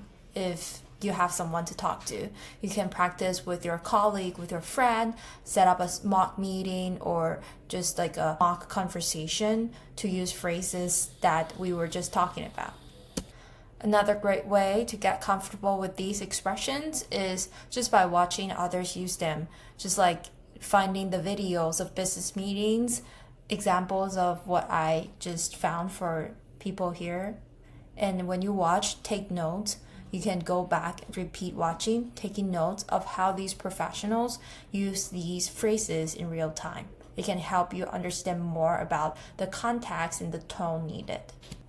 So my challenge for you today is pick one or two of these meeting expressions and start practicing this week. Record yourself, practice with a friend, or use these phrases in casual conversation, or maybe just watch another business related video and start taking notes. The more you use them, the more fluent you'll become in the language of business meetings. Hi everyone, welcome back. So after we know the common meeting expressions as a meeting facilitator and also as a meeting participant, right now we're going through some of the fundamental meeting tips that will make your meeting more effective, productive, and engaging in an English speaking setting. So I provided 5 tips here in 5 different aspects. Let's first talk about the communication part. For the communication part, there's active listening, clear speaking, concise delivery. For active listening, we addressed this a little bit in our listening module, which is about when someone shares an idea, you can repeat their key points to confirm your understanding before responding. For instance, you might say something like, so what you're suggesting is A, B, C, D, or can I conclude what you're saying is A, B, C, D, to ensure that the speaker feels heard and also you're addressing their point accurately. That's a very good tip that people can use in meeting skills. And the second is to have a clear speaking. So when it comes to clear speaking, if you're explaining a very complex idea, you can break it down into simple, logical steps. People love bullet points in meetings. People love data in meetings. See if you can use some of these, or examples in meeting. See if you can use some of these to make sure that your speaking can be clear and also logical. So for example, you can say, in order to address this issue, first we need to analyze the data, then we can identify trends before making any decisions. So it will be a lot clearer if you put in these like data source, bullet points into it. However, you need to avoid jargon unless the entire group is familiar. For instance, SOP, POC, or KR, things like that. If your team does not understand what you're talking about, just don't use it. Or you at least explain what that jargon is during that meeting. The third one is concise delivery. So for concise delivery, it's like when you are giving an update, focus on only the key points because there are so many people in the meeting and not everyone needs to know the detail. Sometimes if it's really detailed, you might as well just have like a one-on-one or another meeting offline with specific stakeholder. So when it comes to a group meeting, just focus on the very key points. For instance, you can say, last week we completed X. Next week we'll focus on Y. We're on track to meet the deadline. So if you tend to go off the tangents, jot down your main points beforehand to help you stay concise on the topic. And only if people ask more details, then maybe you can, in your comment section or during you being asked in the meeting, you can explain more. And if you explain a little bit too much, you'll know because the meeting participant or the meeting facilitator would tell you that, oh, maybe this can be going offline. Maybe this topic can be go offline, or maybe this topic can be discussed offline. They will remind you that they're on track of their time. The next one is agenda setting. A clear agenda ensures the meetings has directions and everyone knows what to expect. And if everyone is aligned, the time can be well spent on these agendas. The key elements for agenda setting here, I put 3. First, clear objectives. Second, aligned topics. Third, time allocation. When you're a meeting facilitator, you need to make sure that you can share your agenda beforehand as a pre-read for people to understand if the objective is aligned, meaning that if the goal of the meeting is decide on, for instance, a new marketing strategy, or for instance, just a stand-up meeting, by the end of the meeting, what kind of things we need to achieve. For instance, the objective of this meeting is by the end of this meeting, we need to agree on the top 3 strategies to pursue. So having a clear objective can set your agenda very clearly. Cool. Great. Second is aligned topics here. So aligned topics, for example, if your meeting is about product development, make sure to stay within the topic. Avoid sidetracking or digressing into unrelated matters like budgeting, HR, or focus on the very detail on certain things. You can, when people tend to digress or people tend to focus on something that's not important, you can say, let's focus on the feature X for now, or we can discuss this later as the main topic today is ABC. Make sure that all the meeting participants agreed the topics that we're aligned to talk about in the meeting and to stay on track of talking about the topics to ensure your objective can be hit after or during the meeting. Last but not least, when it comes to agenda setting, time allocation is also very important. For example, 1 hour meeting, if you have 3 agenda items, when you're setting up agenda, sending pre-read, you can allocate the time needed for each topic and you can put it in the pre-read to make sure everyone is aligned. For instance, you can say, okay, the background we're talking about for just 5 minutes, Q&A 10 minutes, but the rest of the topic will be using the majority of the time, things like that. Assign also, as a tip, a timekeeper to ensure that the group adheres to allotted time for each item so that we don't go over time. Talking about time, the next one is exactly the time management. 3 tips: prioritize, track time, be flexible. So as mentioned before, it's better to have someone to help track time for you, or you can self-track yourself when you are facilitate the meeting, but make sure that the time is tracked and not really go over time in specific topics. Because of that, you need to prioritize. If you're short on time, you focus on the critical agenda items. So for example, you can say, let's make sure we finalize the budget today. We can push the branding discussion to tomorrow if needed, for instance, if you're running out of time. And also make sure to be flexible, because often in some meetings, people can be brainstorming a little bit too much or discuss a little bit too much in certain very important topic, and that's okay. You need to make sure that the prioritized topic can be well discussed and you have the flexibility to for instance, have a follow-up meeting to discuss some unfinished item. That's also fine, as long as you have the meat being talked about and also your main objective being hit. Then that's fine. Be flexible.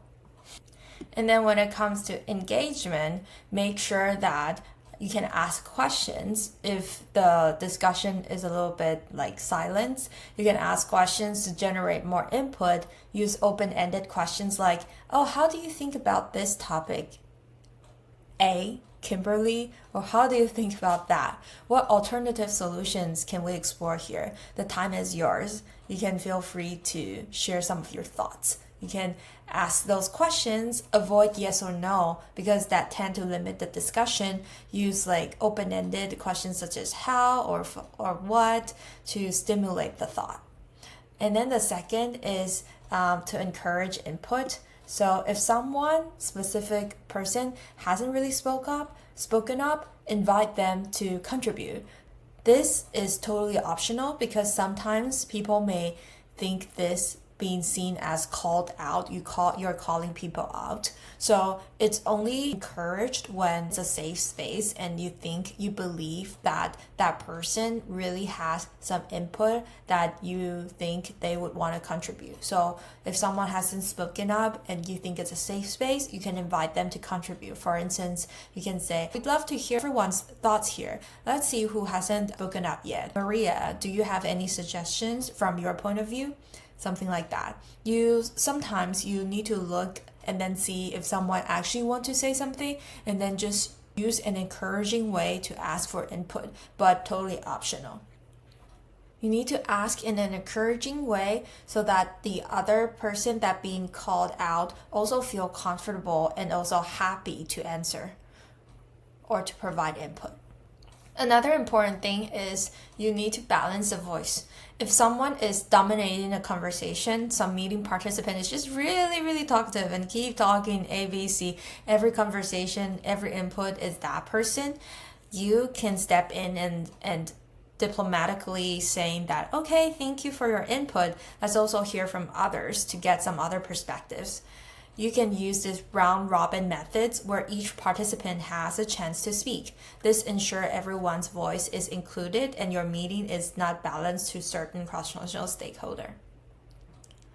Okay, then let's go to the next, summary and next steps, the last one. So for summary and next steps, always remember to provide recap, clarify actions, and provide meeting minutes. When it comes to recap, it's just a very quick summary of what has been addressed today and what are the action items. So examples can be, thank you for joining this call today and taking your time. We had a great brainstorming session together and we have come up with several action items, A, B, C. I will provide all the meeting summaries and also action items later in my meeting minutes and send to you. So feel free to let me know if you have any questions. You can say things like that and really provide the meeting minutes following the meeting template that I gave to everyone in the listening module, and use that. Provide summary and next steps will make everyone accountable on the next steps. You can even meaning like tag the person that's accountable or responsible for certain next steps to make sure that everyone is aligned who will do what. This is very important in meeting and to make sure that you're a very good meeting facilitator, to have summary and next steps.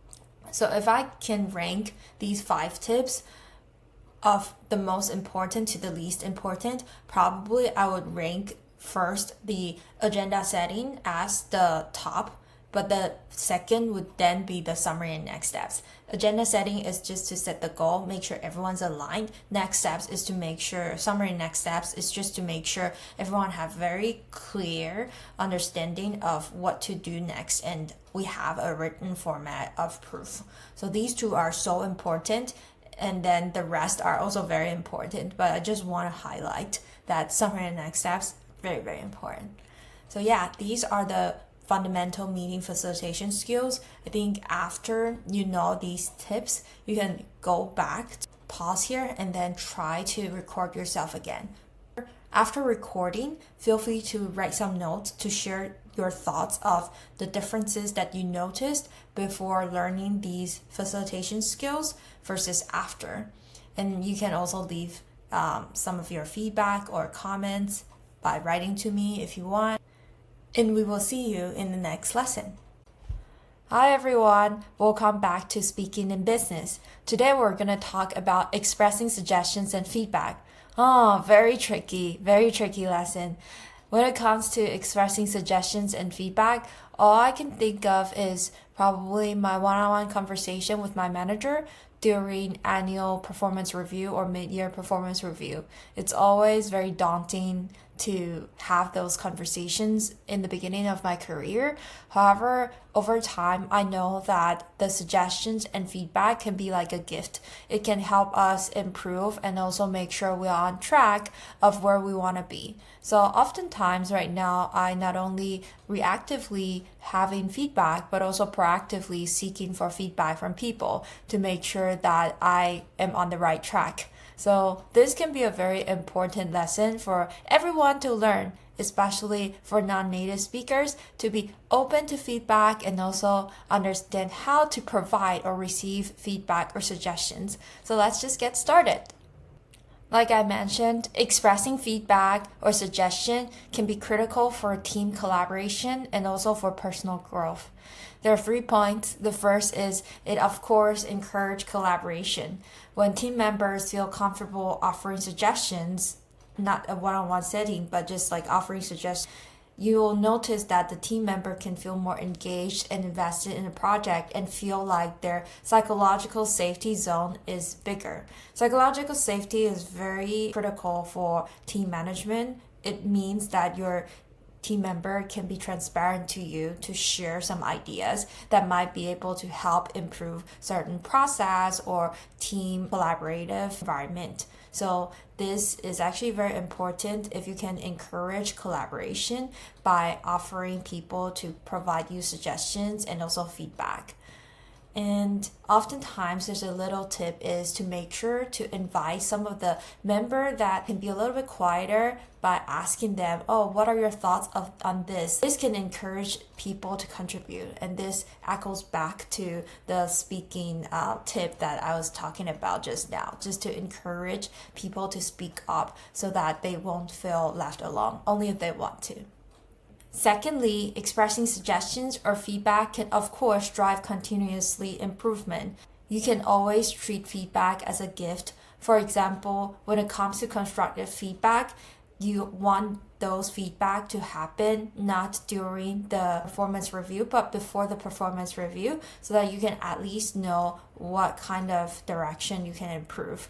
For instance, when it comes to constructive feedback you want to give to someone, you can say, I think your presentation is great, but you might want to add a little bit more visuals or clarity.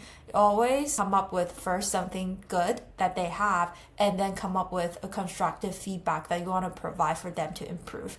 This helps the team or that person know what kind of good things or good things they have, of course, and then some of the improvement instead of a criticism to share of like a very actionable plan for them to know what one area that they can enhance. Another good thing about expressing suggestions and feedback is just to prevent miscommunication. Oftentimes, regular feedback sessions can ensure everyone understands their responsibilities. For instance, you can have a quick confirmation like, just to confirm, you're handling the client meeting prep. This helps prevent confusion later on. You can always, in the way of suggestions and feedback, to provide it in the form of question. Just to confirm, just a heads up, you'll be doing this, right? Always recap the expectations after a feedback session to make sure everyone is on the same page of what they can improve next. Here, I want to share a video of how the professional thinking feedback being a gift. Before we move on to how we can provide feedback, I want to share another video of the CEOs like Warren Buffett thinking feedback being a gift, and just want to make sure that we can set the stage first of providing suggestions and feedback being a good thing. Hey, Jim Schlexer here from the Inc. CEO Project. I want to talk about feedback. Look, we've all received feedback in our lives. I've received it. Feedback I didn't want to hear. That I wasn't doing a good job or I wasn't showing up the right way. And it's hard not to get defensive when we hear feedback because it feels like an attack. But I want you to change your view on that, because when somebody chooses to give you feedback, it's because they like you. If they didn't like you, they'd ignore it and not tell you that you weren't doing something properly. At the end of the day, feedback is a gift. It's a gift that only people that like you are going to give you. This is one of the things that Warren Buffett, the great investor, says, that he only works with people to give him direct feedback, because getting honest, direct feedback is so rare that you need to value it when you get it. So the next time you get some feedback, especially feedback you really didn't want to hear, just say to yourself a mantra: feedback is a gift. Feedback is a gift.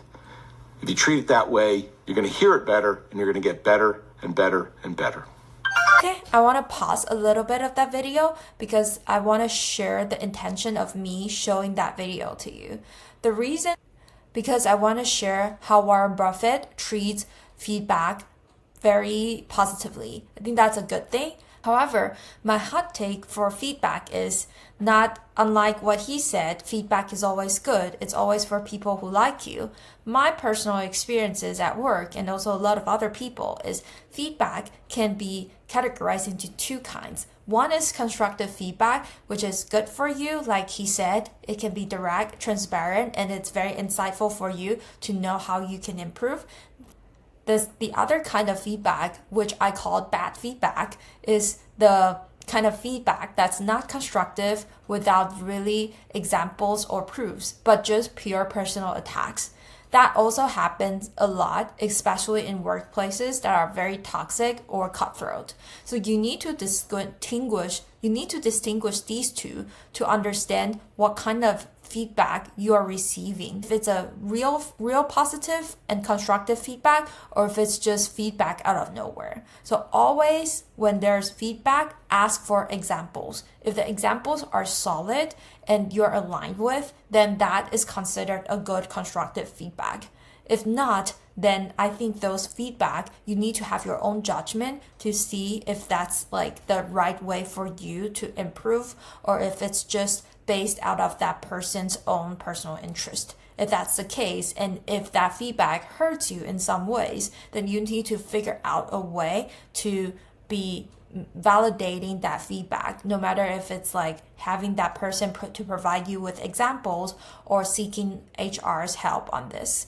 I think it's very important for you to protect yourself in the workplace, especially having the bad feedback situation. We'll talk a little bit more if we have more sessions on this. I have like my whole experiences of meeting these two kinds of feedback. This is very common. But today, let's focus on speaking, which means like it's you who providing the feedback or suggestions. So I want to make sure your feedback and suggestions are solid, constructed, and coming from good intention. So let's start from the good feedback and suggestions part here. Awesome. So here we'll explore some specific phrases and examples for giving feedback. The first is appreciation. You can say, I appreciate your effort on this project, and then start saying the details of why I appreciate it. When it comes to observation, you can say, I noticed that your presentation was clear and well structured. However, XYZ. You can always see that the sentence comes first from the good part, and then the second would be the suggestions or feedback part. And then the third can be constructive criticism. One thing to consider is A, B, C. This can actually be combined with appreciation. For instance, you can say, I appreciate your effort in providing the weekly report in time. However, one thing to consider is you may add a little bit more data points into your statement so that it can be more solid. Things like that. You can combine these two together. Next, let's look at how we can positively reinforce and provide suggestions or ask for clarification. So positive reinforcement, you can say things like, your recent work has shown remarkable progress, and then talk about the details. Again, this mostly are for manager to their direct reports, so it can sound a little bit more hierarchical. And then you can also say, for instance, have you considered ABC? This will make your suggestions for improvement sound a little bit more optional and a little bit more open-minded because it's a question mark. It's not like you have to do this, it's a question mark. So have you considered in doing this? And then the third is request for clarification. So this can be used in meetings directly instead of providing suggestions and feedback, but you can of course first ask this to make sure you really understand before giving feedback. So you can say, can you elaborate more on this point, please? Because I'm a little bit not sure what you mean by that. So yeah, this can be used both in the meetings and also in feedback. So finally, let's talk about providing encouragement and following up on feedback. The term that I provided is also mostly for a manager to the report. So it can be encouragement, for instance, like, I believe you have the skills to draw the data and then provide more analytical insights. You can do it. I believe you have the skills to put up with some data and analyze it and provide next time. Don't hesitate to reach out. I'm confident you'll do great. This kind of encouragement, or if it's more peer-to-peer level, then encouragement can be more simple, such as, you did great, such as, I think you did really well in that presentation just now. I'm proud of you. Or, I really understand your examples. The metaphor that you gave was really vivid. Thank you. Things like that. Encouragement can boost confidence and motivate team members to rise to the challenge. And the last one is follow-up. Follow-up can simply just say, I want to follow up in what you were just saying regarding of A, B, C. Can you tell me a little bit more? Maybe we have a one-on-one conversation of what that really means, or I'm interested in knowing more. Can we just set up a call? If you are a manager and talking to your report, you can say, for instance, things like, let's revisit this during our next meeting to see how we can do A, B, C improvement. Follow-up reinforces the importance of continuously improvement and shows that you value that person's contribution and you want to know more about their thought leadership. So this can also be very important as a way to build relationship. Now I'm also going to share how I'm going to provide feedback in scenario 2. So let's get started. I would call this colleague Mary because just like an example, and just to use this camera as an example of how I'm going to talk to Mary. Hey Mary, I went through your report. Great job. The content is very solid and I can tell you've done through a lot of research. I especially liked how you laid out the challenges. That part is really nice, and also your proposed solutions. Those are very, very helpful because we're doing this together, and I just want to provide some input to make sure that this report is even stronger in the structure. Here are some of the comments that I already made, and I just want to address to you. The first one is the introduction and wrap up. I feel like a brief intro at the start to outline what's happening would set the tone quite nice. So I actually put a little bit of introduction, brief intro here in the comment section just to see what you think. And the second thing that I was thinking of is to add the section headings and flow. Breaking the report into clearer sections, for instance, like challenges and solutions with headings would make it easier to follow. So I add some of the transitions and also heading in these sections to guide the reader. And let me know if it looks good to you. Awesome. And then the third is, I feel like some of the paragraphs are a little bit long. So breaking them up into smaller chunks might help with people reading and just keep the flow going. So I made some suggestions here. Let me know if that looks good to you. Overall, I think the content is great. Just a few tweaks to the layout, and I think it already shines and the manager will be really happy about it. Let me know if you want to chat more about this, but this is my overall thoughts and suggestions. Thank you. So yes, here's how I will talk to my colleague if I'm working together with her and providing her some feedback and suggestions. I will set the tone of us just trying to collaborate together to make sure the report is getting even better and having more cross-functional teams very impressed with her work. In that case, I then list out a few points with examples addressing how these suggestions might make the report even better. In this way, it can be very welcoming and make sure that people can really listen to you. Always remember to compliment that person in the beginning and also in the end to make the person feels like this feedback is an encouragement of improvement instead of a complaint. I know it can be really hard in the beginning to talk about your suggestions or your feedback, especially to your peer level and also to your manager level. However, with more practice, I know you can understand how to say in those terms and also know the structure. You'll be able to gradually get to the hang of it. You're doing great. Just practice more and everything will be okay.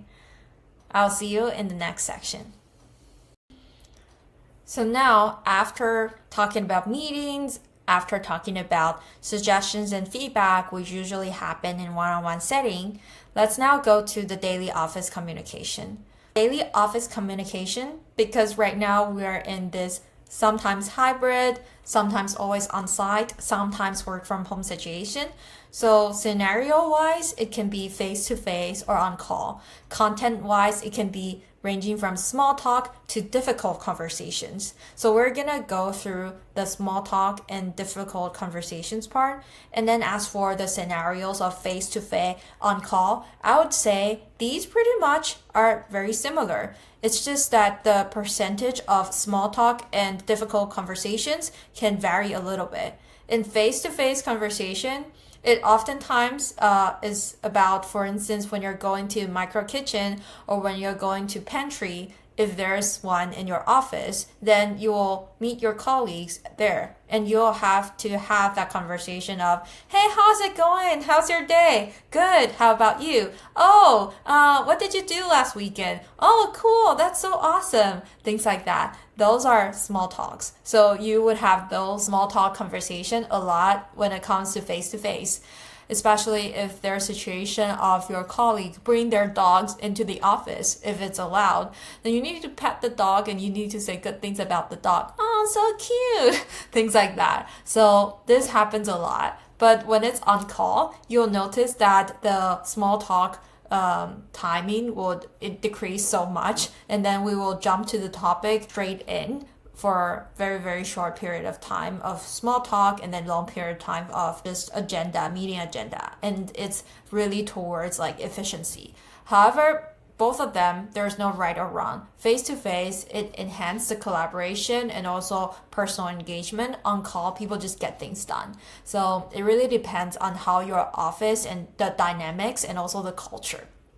But today we're going to talk about the small talks. Let's start from the small talk. For small talk, I'm not showing my face here because I'm blocking the example phrases, but there are different situations of the small talks. The starting of the small talk, how was your weekend? Did you catch the game last night? The weather's been great, hasn't it? I feel like these three are the most common example phrases that you can use. You can initiate it.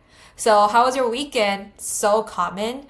Did you catch the game last night? If you are a sports fan, or the weather's been great, hasn't it? The weather is always a great topic to talk about. It's always very, very general, very subtle. You won't really tap into the detail of their personal life unless they talk about it. So these kinds of open-ended questions, just did you catch the game last night? It was just only when that you know that person is into games. But the rest is more subtle and also more general. Makes you feel like it's very light and not really work related, but also people can follow through.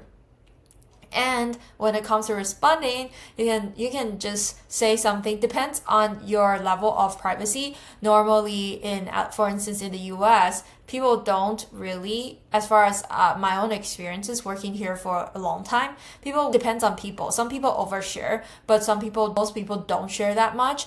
They would oftentimes, when you ask, how was your weekend? And then people in the Bay Area, most of the times, they only do several things. First thing is hiking, second thing is bouldering, third thing is maybe painting or pottery. So for instance here, the example is, oh, I went hiking this weekend. How about you? And then people might ask, oh, where did you go hiking? Things like that. So the conversation would just be responded in a very light manner.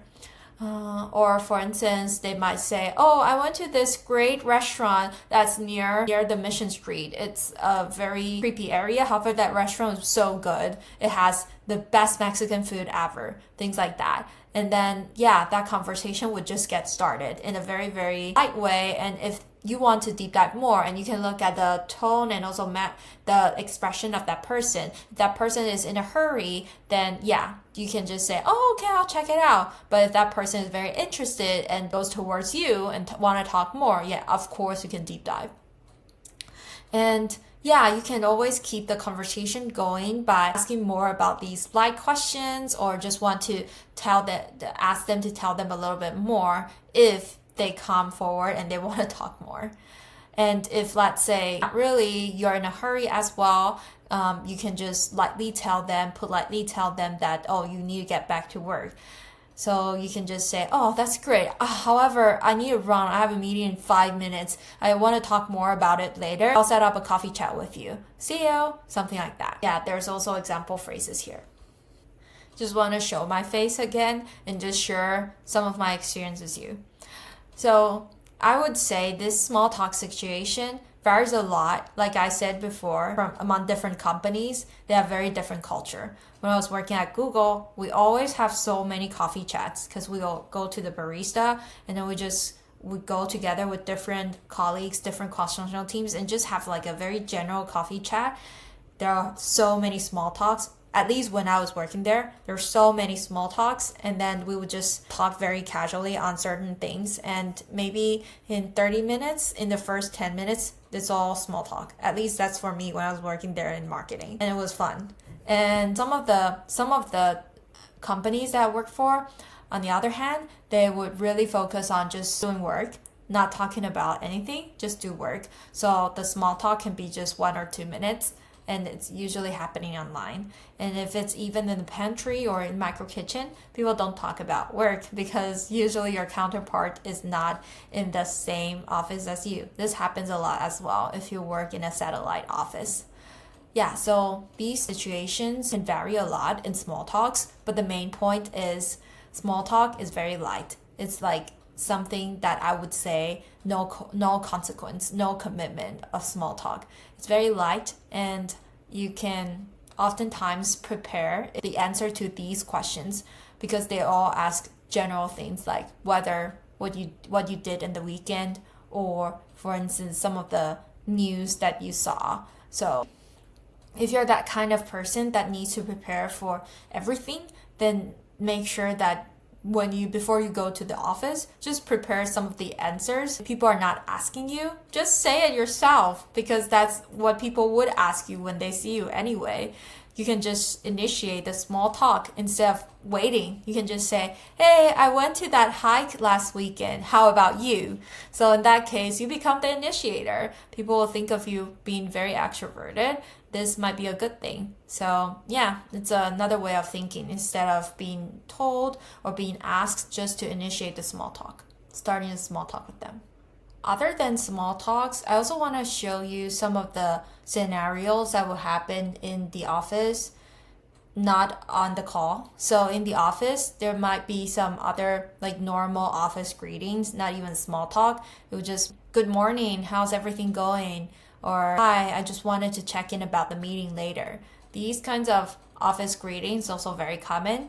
Or you can also, when it comes to making polite requests, you can also say, could you assist me with this report? I'm having trouble finalizing the last section. Or if it's not too much trouble, could you send me the updated numbers by 3 p.m.? These polite requests is also something that people would usually talk about if you're just beside that person sitting together.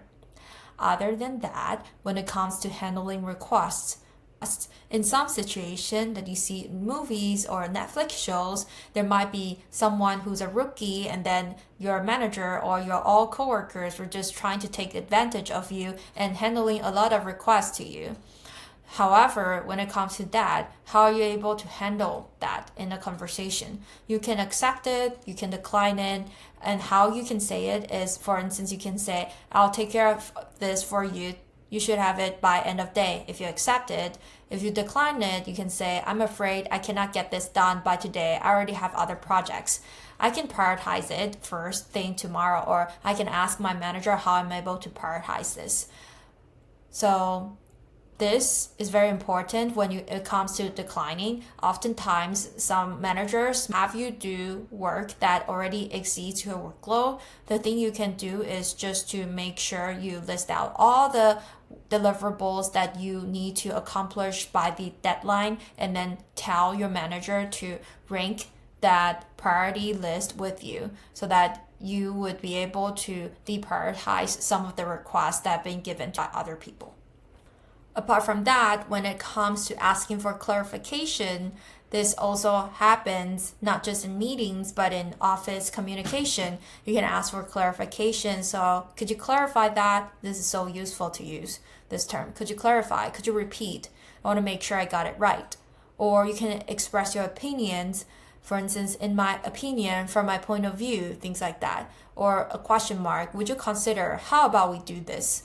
So you can share these opinions politely in the office. People would think that you're having your own thoughts, and people would appreciate that. Apart from that, you can also wrap up conversation by saying, thanks so much for your help today. Let's touch base again. I really appreciate you taking the time to go over this with me.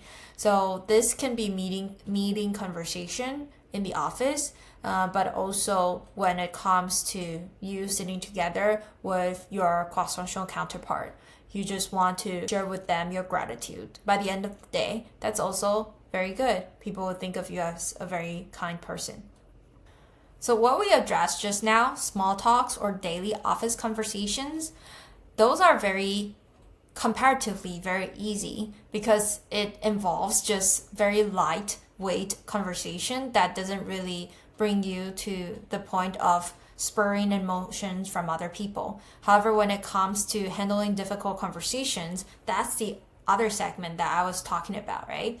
That is going to be a little bit difficult. So in order to make sure you're able to also talk about difficult conversation, a little bit related to suggestions, providing feedback, or even providing news that can be very influential to other people. For instance, what I'm going to show you later, it's about the layoff news or firing news. In that case, to know how to handle those difficult conversations from a receiver point of view to a giver point of view, this can be very vital. Especially it shows your emotional intelligence in the workplace. So let's just watch this video together and get an idea of what I mean. To do today is watch and listen. When I talk about a strategy packet, you hand them one of those. Sounds great. So although I wish I were here with better news, the fact is that you and I are sitting here today because this will be your last week of employment at this company. Why me? What am I supposed to do now? Am I supposed to feel better that I'm not the only one losing my job? This is ridiculous. I have been a fine employee for over 10 years, and this is the way you treat me. How you sleep at night, man? Huh? How's your family? They sleeping well at night? Electricity still on? Heat still on? Refrigerator full of food? Gas tank full of gas? Going Chuck E. Cheese this weekend or something? Not me. No, my kids, we're not going to do anything.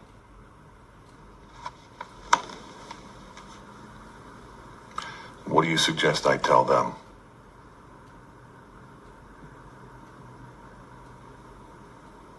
Perhaps you're underestimating the positive effect that your career transition can have on your children. The positive effect? I make about 90 grand a year now. Unemployment is what, $250 a week? Is that one of your positive effects? Well, we'll get to be cozier because I'm not going to be able to pay my mortgage on my house, so maybe we can move into a nice fucking one-bedroom apartment somewhere. And I guess without benefits, I'll be able to hold my daughter as she, suffers from her asthma that I won't be able to afford the medication for. Well, tests have shown that children under moderate trauma have a tendency to apply themselves academically as a method of coping. Go fuck yourself. That's what my kids will think. The children's admiration is important to you? Yeah, it was. Well, I doubt they ever admired you, Bob. Hey, asshole, aren't you supposed to be consoling me? I'm not a shrink, Bob. I'm a wake-up call. You know why kids love athletes? Oh, because they screw lingerie models. No, that's why we love athletes. Kids love athletes because they follow their dreams. Well, I can't dunk. No, but you can cook. What are you talking about? Your resume says that you minored in French culinary arts. Most students, they're working the fryer at KFC, but you bust tables at Il Picatore to support yourself. And then you get out of college, and you come and you work here. How much did they first pay you to give up on your dreams? 27 grand a year. And when were you going to stop and come back and do what makes you happy? Good question. I see guys who work at the same company for their entire lives, guys exactly like you. They clock in, they clock out, and they never have a moment of happiness. You have an opportunity here, Bob. This is a rebirth. Now, if not for you, do it for your children.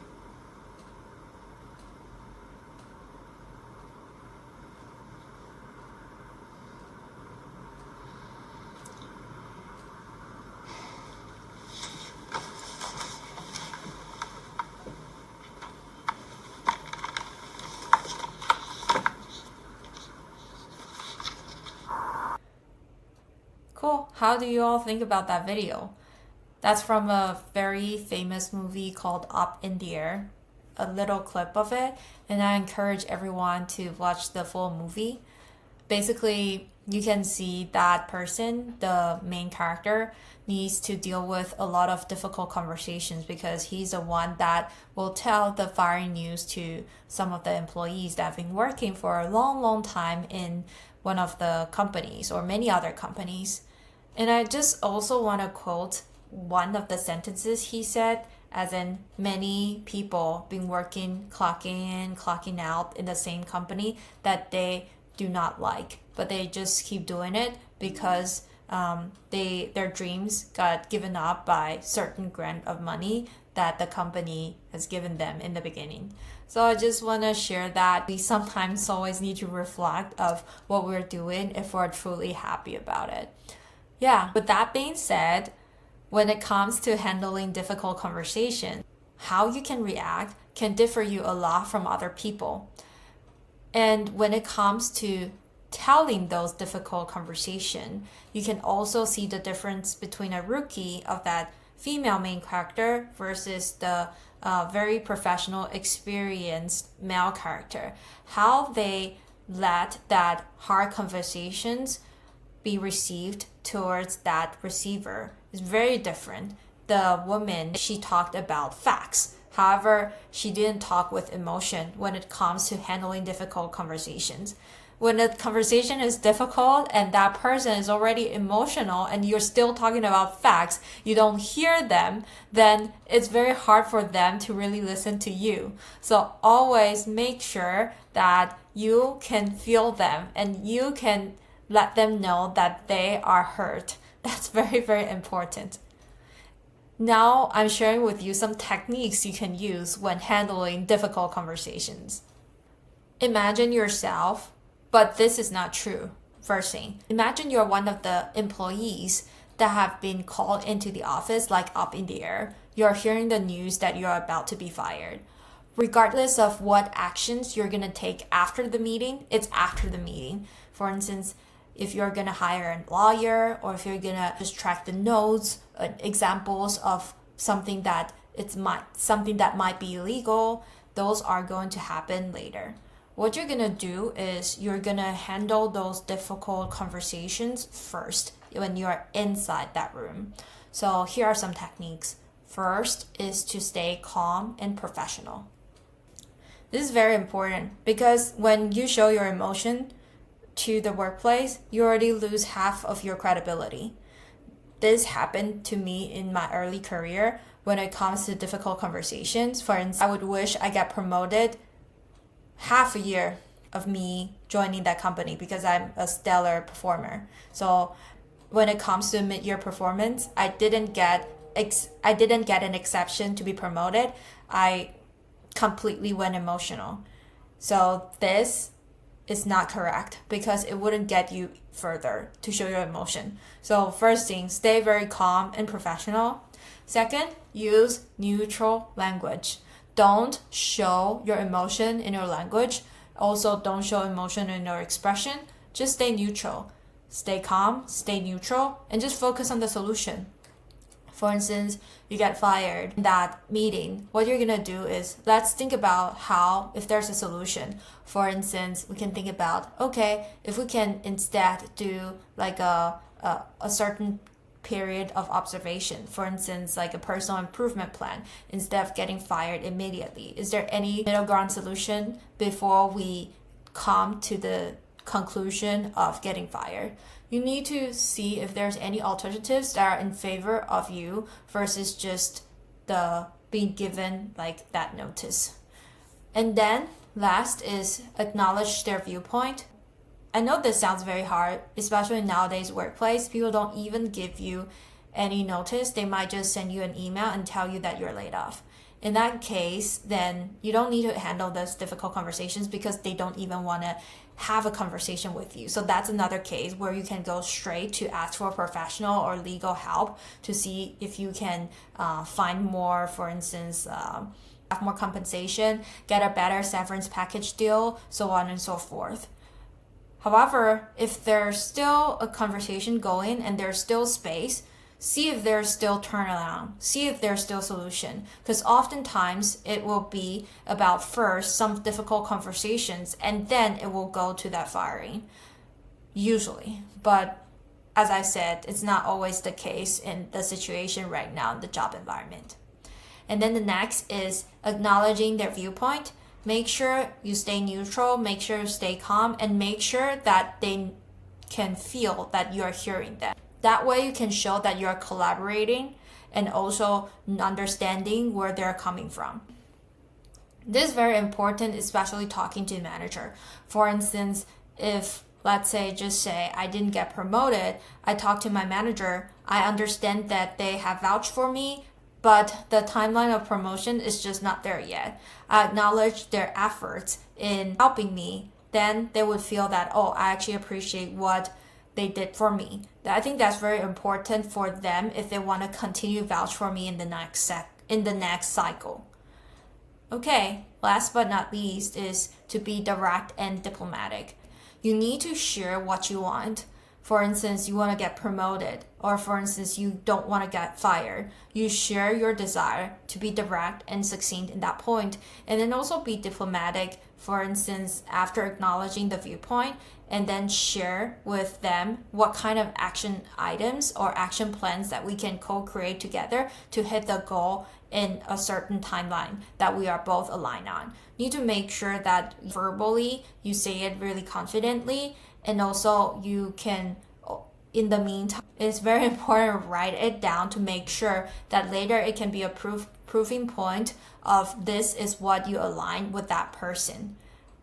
There are multiple scenarios that I heard from other colleagues not writing things down and later causing issues. So if you want to protect yourself, write the one-on-one doc and take notes with your manager and also with other colleagues. You never know what will happen in later situation if people want to bite you back.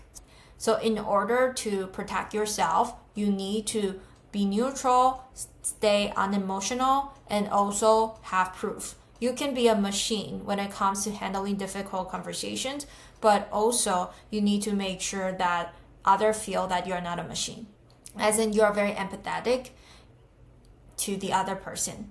Hear them and you want to collaborate so that these difficult conversations can become a collaborative plan going forward in the end with the written format that you know you can use it as a proof point later. That's very, very important. So here I just want to share an example. This is not about firing or about performance review. It's about handling difficult conversation with a colleague that has been missing the deadline. So you may be or you may be a peer that's working with him. So you can say something in a one-on-one conversation with him, or together with your manager. You can say things like, hey, I'd like to discuss something that's come up recently. I understand this might not be intentional, and I'd like to clarify the situation with you, Mary. I just used Mary again. I'd like to clarify the situation with you, Mary. Since we're working on this together, and I know this report is really important for us and also to cross-functional teams that is related to our OKR. I know that because you're working on this report, but it seems like we're missing the deadlines already, and it's affecting the project's progress.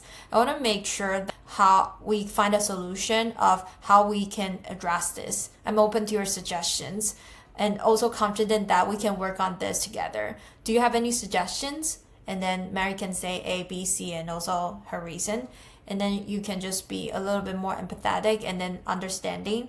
And if let's say her reason is okay, but everything is written, then you can say, okay, I'm confident that we can work through this together. Thank you so much for letting me know about what's happening. I hope everything is okay. We can check in again to see if this is solved next week. And I'll make sure that we can together working as a team to hit the goal. After you have this conversation with Mary, if needed, you can share this meeting notes to your manager to tell your manager during the one-on-one that you have been talking to Mary, and then share with him or her or them about the meeting conversation in that doc format so that you can hold Mary accountable of what she said she would do.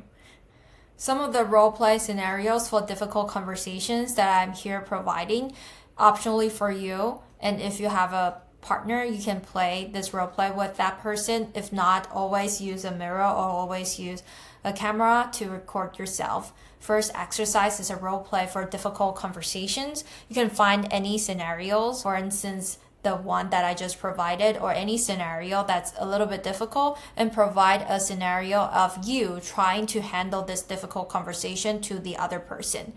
Or the other exercise, you can create your own difficult conversation. So you can write out the dialogue of two people and then address the issue professionally from the person A who is handling the conversation or the person B who is receiving the conversation. I present these dialogues to the class, but you don't have to. What you can do is you can record yourself after recording and then try to watch the recording again and then jot down some notes of what you think you can improve in your recording and do it again and again to make sure that it's a very smooth conversation, and jot down the notes of what kind of feedback or what have you learned in this lesson, and also the terms that you think would be really helpful handling the difficult conversations. So here I'd like to summarize what we have learned in speaking in business. We first started from talking about some of the common meeting expressions that you can learn as a meeting facilitator and also as a meeting participant. We then talk about the skills, some tips that you can do when it comes to facilitating meetings. 5 tips, right? And then the third is to talk about how you can provide suggestions and feedback. And when it comes to receiving feedback, listen to the constructive ones and then try to protect yourselves from the bad case of non-constructive feedback. And then last but not least, we talk about the daily office communication when it ranges from small talk conversation to handling difficult conversations. I hope this is helpful for you, and later we're going to have some homework for you optionally to exercise as well. All right, everyone. Imagine you're the CEO of a fast-growing company and you've just received a 50-page report detailing your company's performance. Or maybe you're in charge of launching a new product and there's just a very juicy market insights research that will make you understand how to create your product roadmap. But it's buried under all these 50 pages of charts and also insights. Do you skim the report and hope for the best? Or do you dive in like Sherlock Holmes style, little by little, and then time already passed when you finish reading 20 pages? One day has passed, you already had 100 emails or 100 Slack messages or 50 different kinds of like text messages already reminding you that you're not really communicate with your colleagues, that's not going to work, right? So today we're going to learn how you're able to be mastering reading in business in an English setting. So I hope you enjoy the lesson. When it comes to reading in business, of course, I'm going to do an intro. So I'm going to do a very quick intro of some of the little techniques that you can use to skim or scan through the long articles so that you don't need to spend all the time reading reports. And then the second is just to deep dive into more of a case study scenario to see how you can read effectively and efficiently when it comes to business reports or case studies. And then the next, we're going to talk about business jargons. There's so many business jargons that it will be great for you to learn in the first hand because they're pretty much always there and very, very common. It's just a professional way to say something really simple. They try to professionalize some terms so that it sounds like you are somebody. So for instance, people would say, let's get this aligned, meaning let's get this agreed upon everyone. So you can say it in the term agree, but instead they just like to say it as alignment or aligned. So this kind of business jargon, we're going to talk a little bit more to do a quick intro. And then next is a simpler one, just to read emails. We're going to introduce the way to provide examples of professional emails and then to let you read and understand the tone of the email, the meaning of the email, the main purpose, and the required action. And last but not least, and the very last thing, optionally, is a homework provided for you. So without further ado, let's go to the business reading introduction. Mastering business reading is one of the most powerful skills you can develop in today's fast-paced, information-driven business. And here's why. In business, information is power. The better you are at reading or understanding reports, market analysis, financial documents, contracts, the more informed you are, the more strategic your decisions can be. So whether you're leading the team or you're an individual contributor, your ability to quickly, accurately process information will really set you apart from other people. I'm not sure about you, but I noticed that a lot of CEOs, for instance, like Bill Gates, they love reading books. I feel like reading is just a way for you to be able to connect to the world. I know it's a very cliche saying, but think about this. A well-read professional can be one step ahead because they know the market trends before their competitors. They can spot, for instance, like potential trends that others haven't seen. They can just know those research and they'll have a confidence, for instance, to be able to analyze data and then to have actionable insights and even drive results. Here, I put down some of the most common reading that you can encounter during the business setting. The contracts, policies, and procedures and financial statements part can be a little bit too leaning towards specific industry. For instance, if you're working in finance or working in legal side. So I'm not going to touch upon that. I'm going to touch more on the reports, email, and market analysis part in this lesson. So now let's take a look at some of the essential business reading techniques that we can use, no matter if it's a market analysis or email or a report.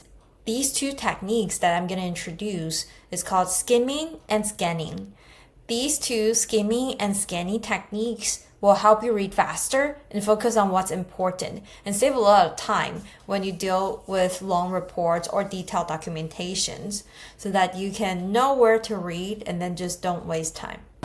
And one thing I want to note here, if the report or the email or the market analysis, if they are really well written, you don't really require a lot of techniques in skinning and scanning. in skimming and scanning, because the report will already do it for you. They will organize it very clearly so you know where to look at. They will provide, for instance, an executive summary or TLDR review so that you can really just read that column if needed. However, not all reports or all email are as organized as what we will be working on writing ourselves, right? So we will, of course, face some kinds of documents that are very long, detailed, and not really getting to the point. So this is when skimming and scanning are required. So first, let's talk about skimming.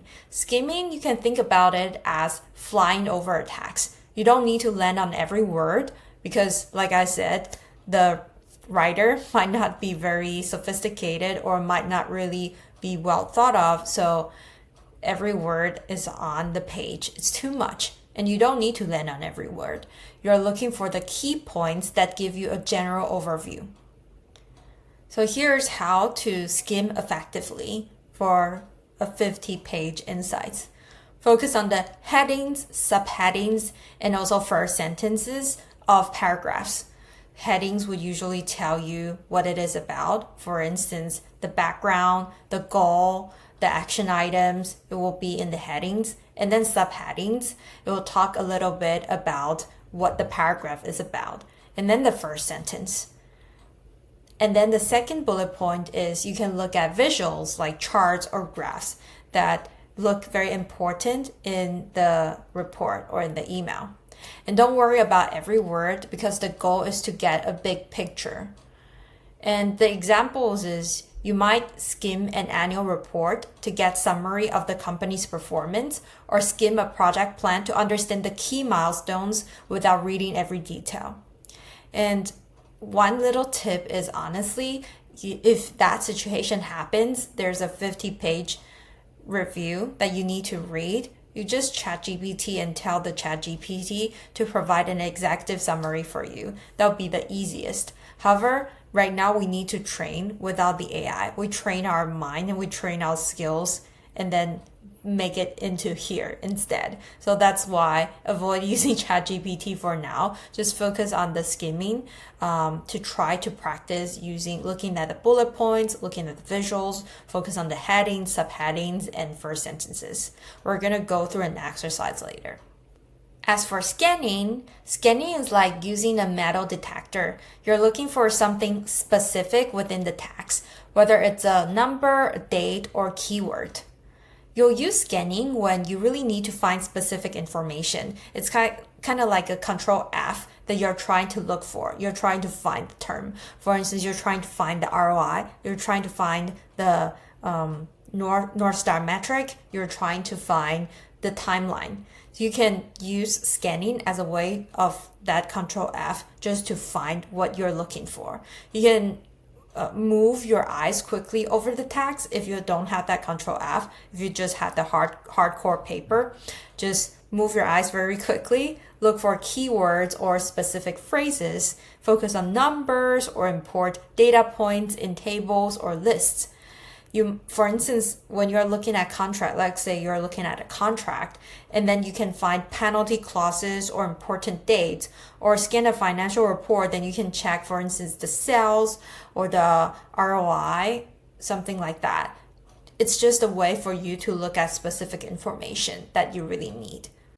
Hi everyone, let's go straight to the business jargon. Business jargon is like the magic spell that business people will usually speak or use in the business English setting. Personally, I feel like it's just always about those terms. If you navigate and then learn those terms, you'll be a business jargon master. I'll just go one by one, explain the term with a very dummy-proof like explanation and then an example. We'll go through it one by one. However, I just want to note that this is not everything, but this covers the most common things that I have been hearing in a business setting. Let's get started. The first one is ROI, return on investment. So this has been always mentioned as like an acronym, ROI. So it's basically just profitability. It shows the explanation here, but the dummy proof explanation is just if the ROI is high, meaning that, oh, it's very great. You can always tell the ChatGPT to help you calculate the ROI. But basically, it's just the return on investment. What's your return? What's the profit? And then to the investment made divided by the investment. So people usually in business setting want to have high ROI. That's the main point you need to learn. Second, let's take this offline. People say this all the time. We wouldn't know what it is before we're in the workplace because this is so business jargon. Let's take this offline. Basically, it just means let's find another time to chat about this issue. I don't want to talk about it right now. This is maybe a group meeting, so everyone else might not need to know everything. So you can take this offline. We can talk about it later. That's just basically what it means. So for instance, the example here is we can take this offline in our one-on-one and leave the time for our group to discuss the other key. And then the third is, are we aligned on this? Are we all aligned? This is also very common. It just basically means, are we all agree to move forward in this solution or in this strategy? Are we all agreeing on this? I don't know why people like saying, are we all aligned instead of are we agree? I feel like maybe agree can be a little bit too aggressive and aligned can sound professional, but this is very common. Are we all aligned on moving this strategy forward? Are we all aligned on these decisions to be made? So yeah, are we all aligned?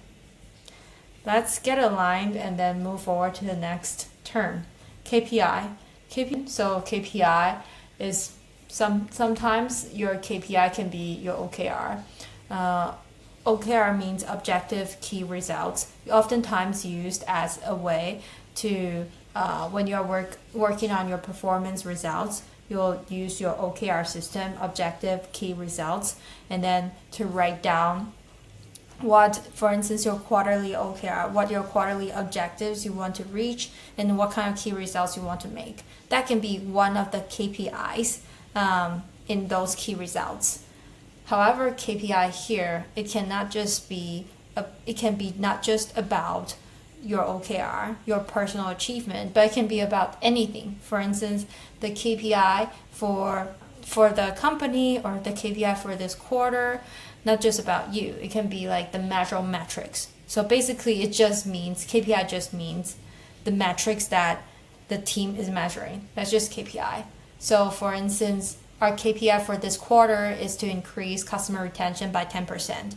Usually in sales team, it will be our KPI for this quarter is to hit the sales target of X%. That's called KPI. Basically just a goal with a number. And then the next one is synergy. So people oftentimes say, we need to create more synergy across teams because everyone right now is working silo. This is what people usually would say. Another thing, working silo means just this team, team A, only work on things related to team A, and then team B only work on things about team B. Team A and team B, even though they're cross-functional teams, meaning that they should work together, but they are not. They're working silo. That's called working silo. And synergy is to create synergy. Basically, it means just to create collaboration or just to create connection between two or three or among three things. So create synergy, it just means create connection, to have alignment together, to have like combination, combined effort.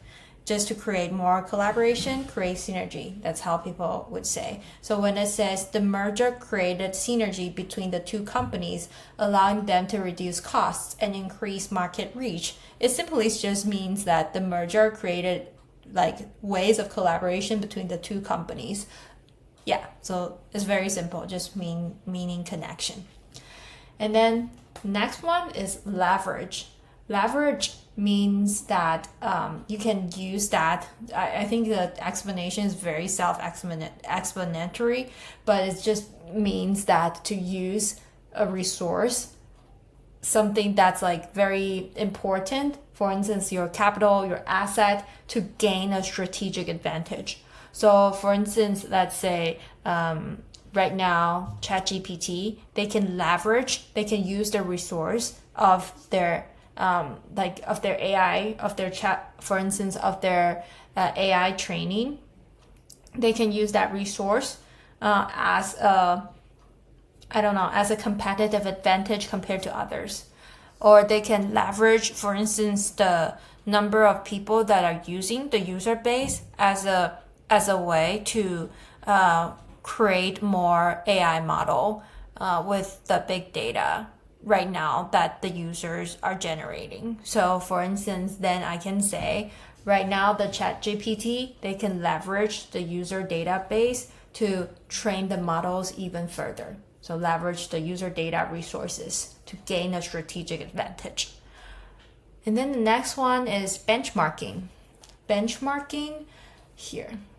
Benchmarking, it's just to compare. So TLDR. TLDR is also another acronym, another jargon. It means too long, don't read. So TLDR just means in summary. So benchmarking, TLDR, benchmarking in summary, it just means comparing with other businesses. So you can benchmark your customer service against industry leaders. It just means you are comparing your customer service against other leaders. So it's very simple. It just means compare. And then the next one is action items. This has been used all the times, including the time that we talk about the listening and also the speaking part. So action items is just basically the things you need to do after. So it's just specific tasks or deliverables you need to do in a meeting, in a project. That's called action items. So for instance, after you finish a meeting, you usually would have action item, the things that you need to do next after the meeting. So here, the action item is to finalize the budget by Friday. Okay. Next, deliverables. This is also very, very commonly used. Deliverables basically just means things that needs to get done by you or by someone else. So deliverables, people use it because it's just a more professional way to say.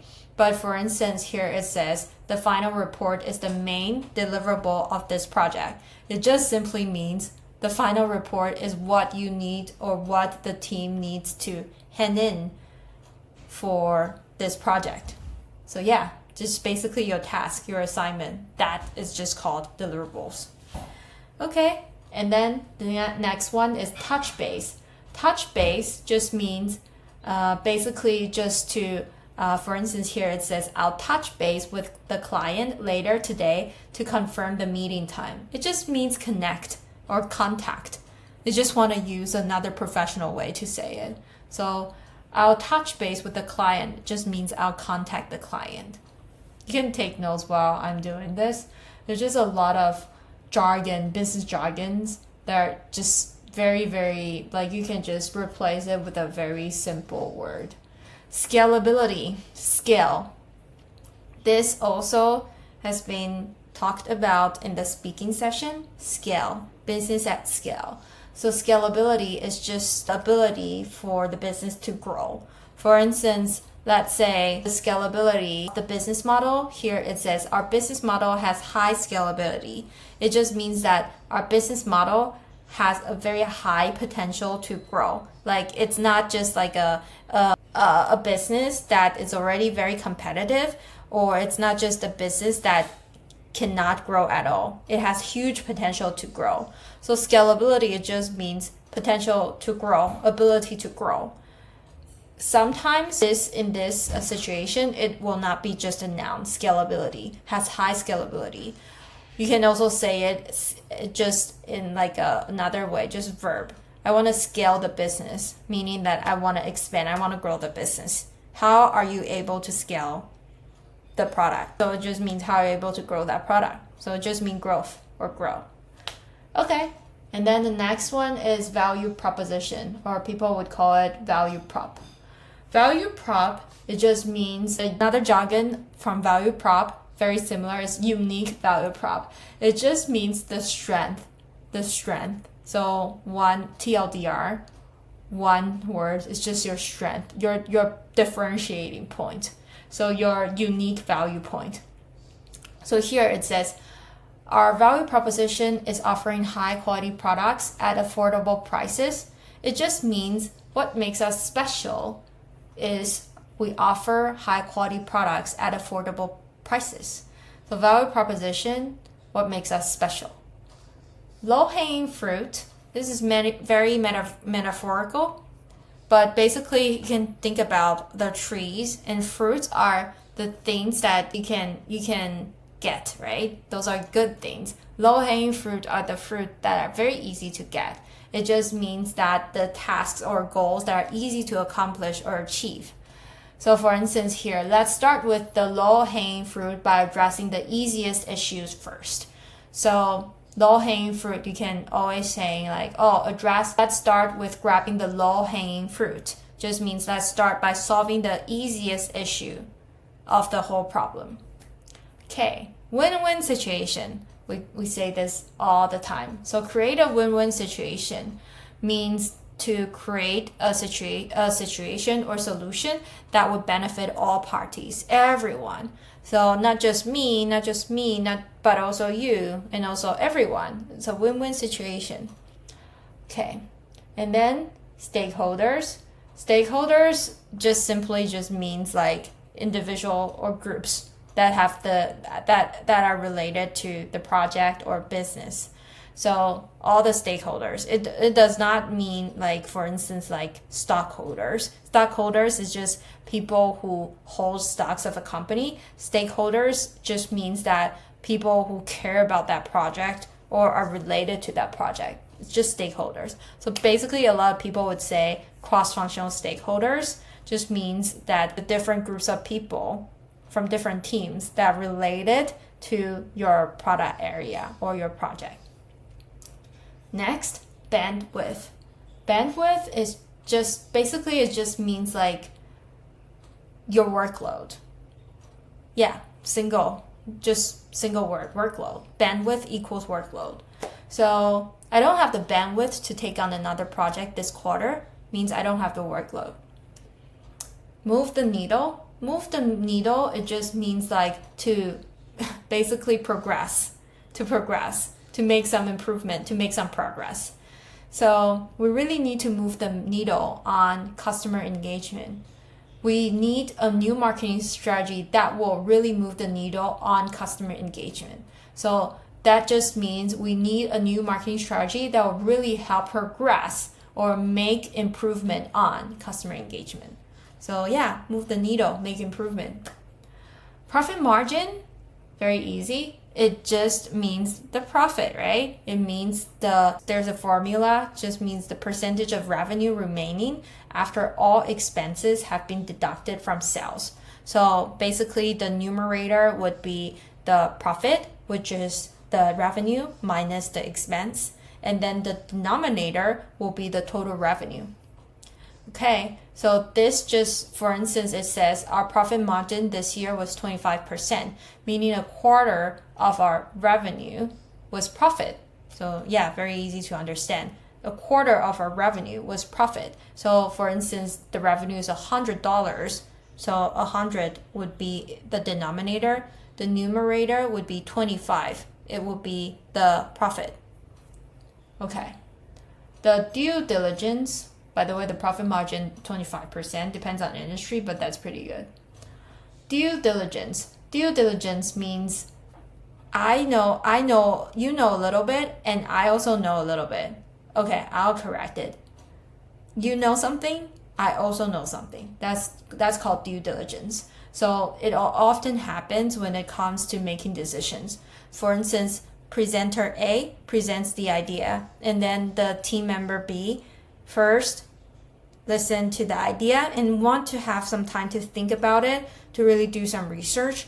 Then the person B would say, I need to make some due diligence to assess if I want to agree on your report or agree on your presentation or agree on your point of view. So it basically just means due diligence just means that you did something, you're great, I also want to do something. So it's due. So it's like same level of understanding of a topic. So here it says, before the merger, we need to conduct due diligence to assess the risks. It means that, okay, that company will conduct some research. My company, if we're merging, I'm also going to do some research so that we both have some ideas, and then we come to a conclusion or then come to discuss again. Next one is cash flow. So cash flow basically just means the movement of money in and out of business. For instance, some companies have very strong cash flow, such as Airbnb. In Airbnb, when the guest first paid for an Airbnb house, then they would first put the money and the Airbnb would store it. The Airbnb won't give the host money until the day the guest moved in. So if the guest prepaid the money a month upfront, then the cash will be given to Airbnb and stored over there. That just means the movement of the money has been in Airbnb and then out of Airbnb only when the host is really hosting the guest.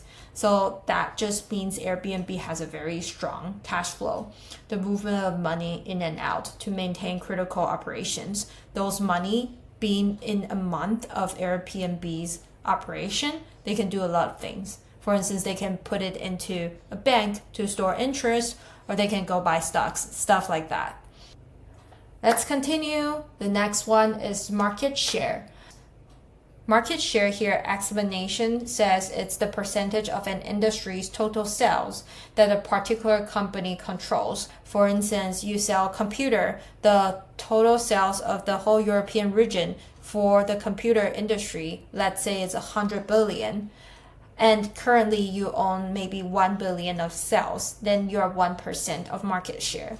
However, if you want to increase next time, the European market share, let's say it's still 100 billion next year, but you increase from 1 billion of revenue sales to 5 billion, then your market share becomes 5%.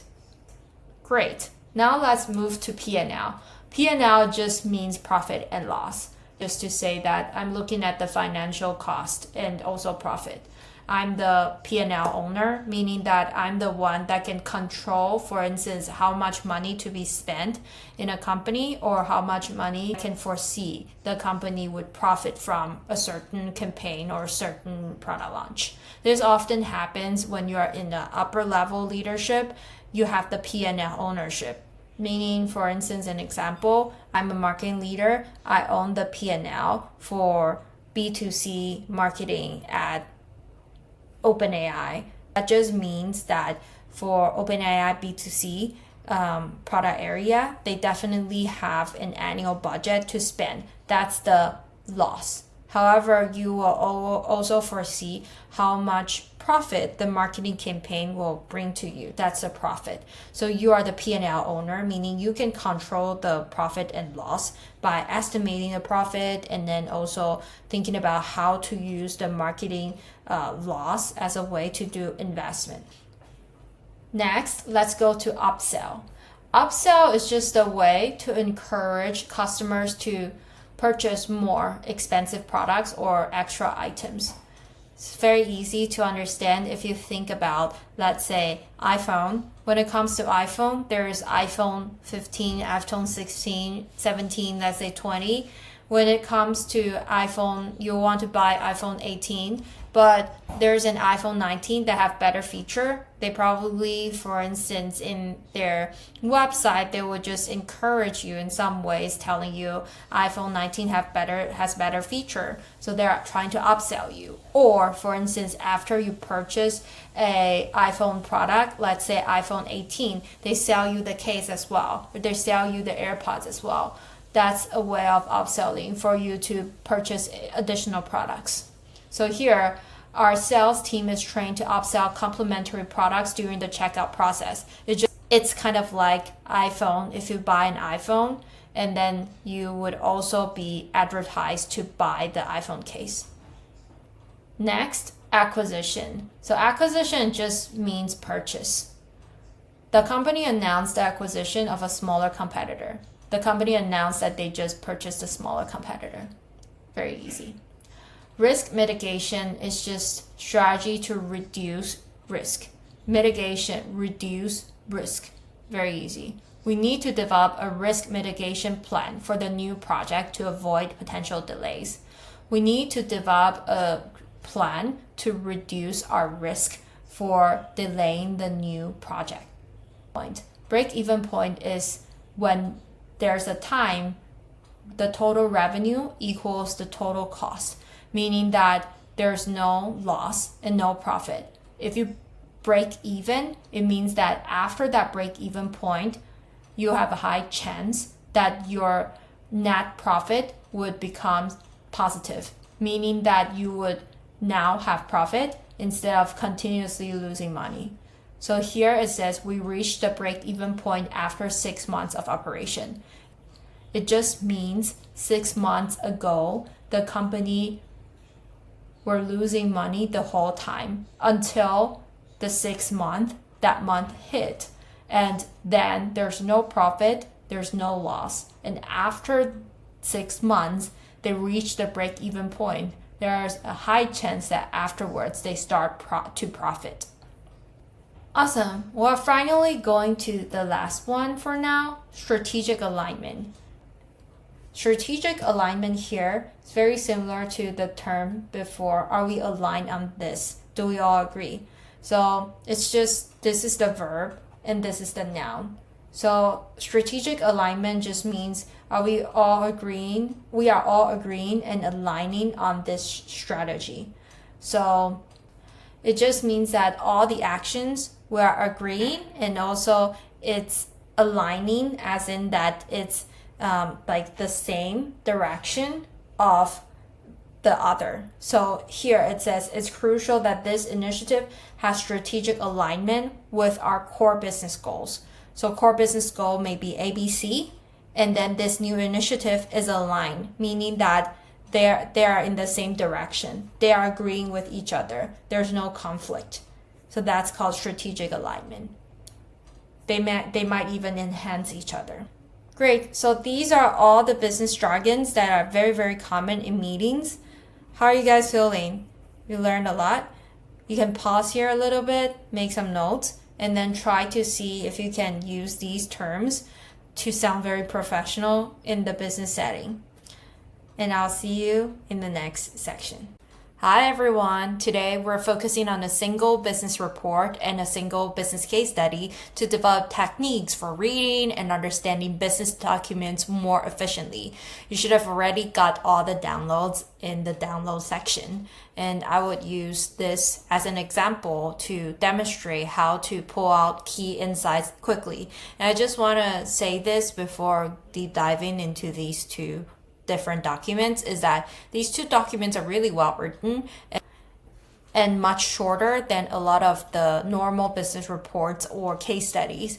But you can also reference this as a way for you, if let's say you need to write a business report or case study, these can be good references, because most of the times a lot of the industry standards, they're not on bar yet for some of the companies. So make sure that you see this as a reference, and if let's say your company is not really that well organized or structured, that's also common. The main point is to be able to have strategies to pull out these key insights very quickly. Okay, now let's get started. So when reading a business report, start by skimming to get a general idea of its content and purpose. So if you see there's an executive summary, that's great. This is the part that you should focus on, because if you don't have time, this is the best place for you to see as a preview of what is happening, the main findings, recommendations, or purpose. So you can take 2 minutes to skim through the executive summary. As you read, look for answers such as what is the purpose of this report, or what is the main recommendations. You can pause here for skimming and then replay again when you finish. 2 minutes. All right, welcome back. What did you find as the main recommendations in this part, and also what do you find in the main purpose of this report? So you can see here the main purpose here is very clear. It's to evaluate the potential of this company to expand the operation to the European market. And the recommendation here is, yes, it's recommended to proceed with a phased expansion plan, focusing on key markets such as Germany, France, and the UK. Even the UK is no longer part of the EU, but they just still put it here. But you know, in terms of the main purpose and also the main potential market that they're expanding as recommendations. Skimming this executive summary give you a very great idea without diving into the details of the full report. So if you have one in your company for all your report, that's awesome. If not, you can start writing it if you want to further your career. The second technique after skimming through the executive summary is to skim through the headings. So here it has introduction, market demand, competitive landscape, regulatory environment, financial viability, conclusion, and recommendations. These are quite important, and usually there will be an appendix. If it's a one-pager, this short, only 2 pages, usually there will be an appendix showing the sources of all these into details. Okay, and then the important part is, for instance, the introduction here. You know that this is to explain the context of the expansion, and the market demand here, you'll be able to know it's about analysis of the potential and demand for the expansion. The competitive landscape is very clear. It's just a competitive analysis. If expanding, who are the major competitors? Question mark. And then regulatory environment. This is in particular for Europe because Europe has very strict regulations. So as a call out of what the company might need to do if they are expanding to Europe. And financial viability is to discuss the projected revenue and cost, which is very important. Usually when it comes to expansion, they need to analyze. And then last but not least, conclusion and also recommendations that summarize the actions and also next steps.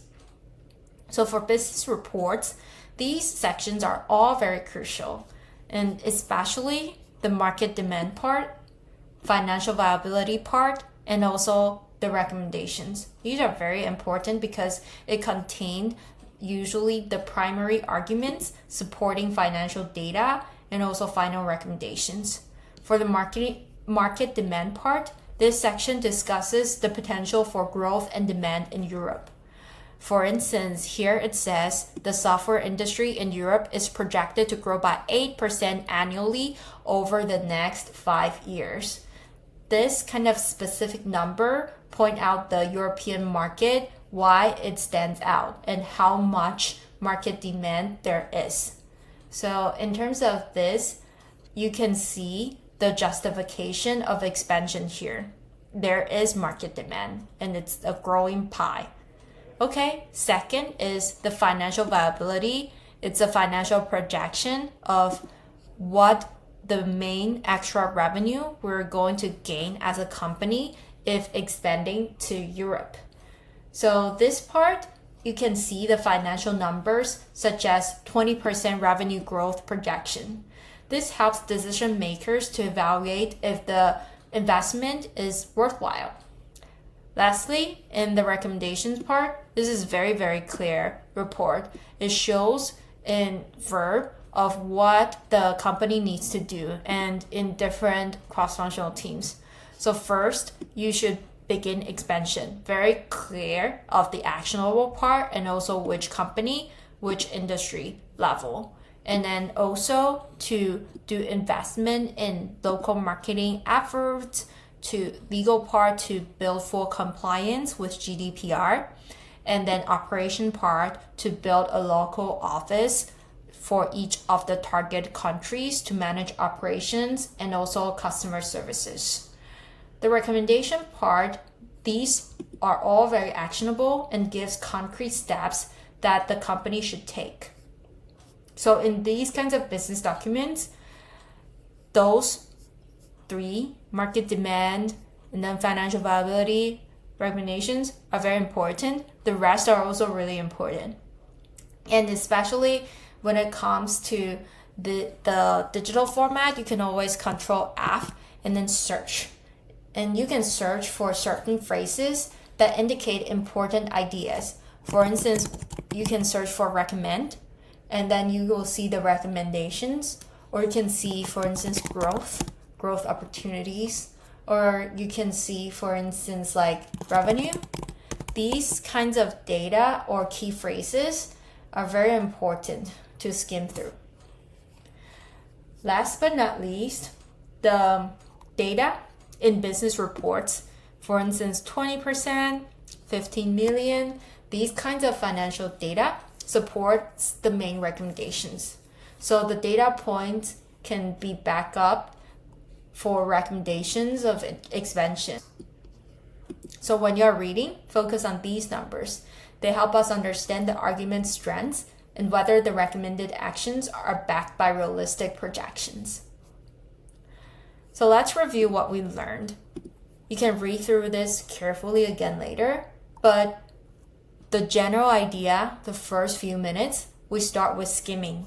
If there's a TLDR, executive summary, we read that to understand the overview of what this article is about and also the recommendations, the conclusion. We then start with skimming through the structure of the headings, focus on key sections, and then look for language cues such as revenues, growth, these kinds of terms, and then also analyze the data, if there are numbers, to understand the report's conclusion.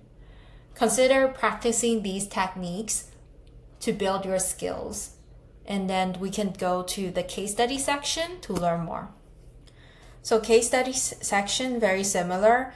There are very well-structured sections: overview, challenge, solution, implementation, results, and conclusion. So when you're skimming, if there's an overview or TLDR or executive summary, skim through it to understand the general story and the results. So this provides a summary of how the ABC Corporation increased market share by 15% in 12 months. So you can read through it, take 1 minute, pause the video, and as you read, try to identify what was ABC's main challenge first. Second is, what result did they achieve?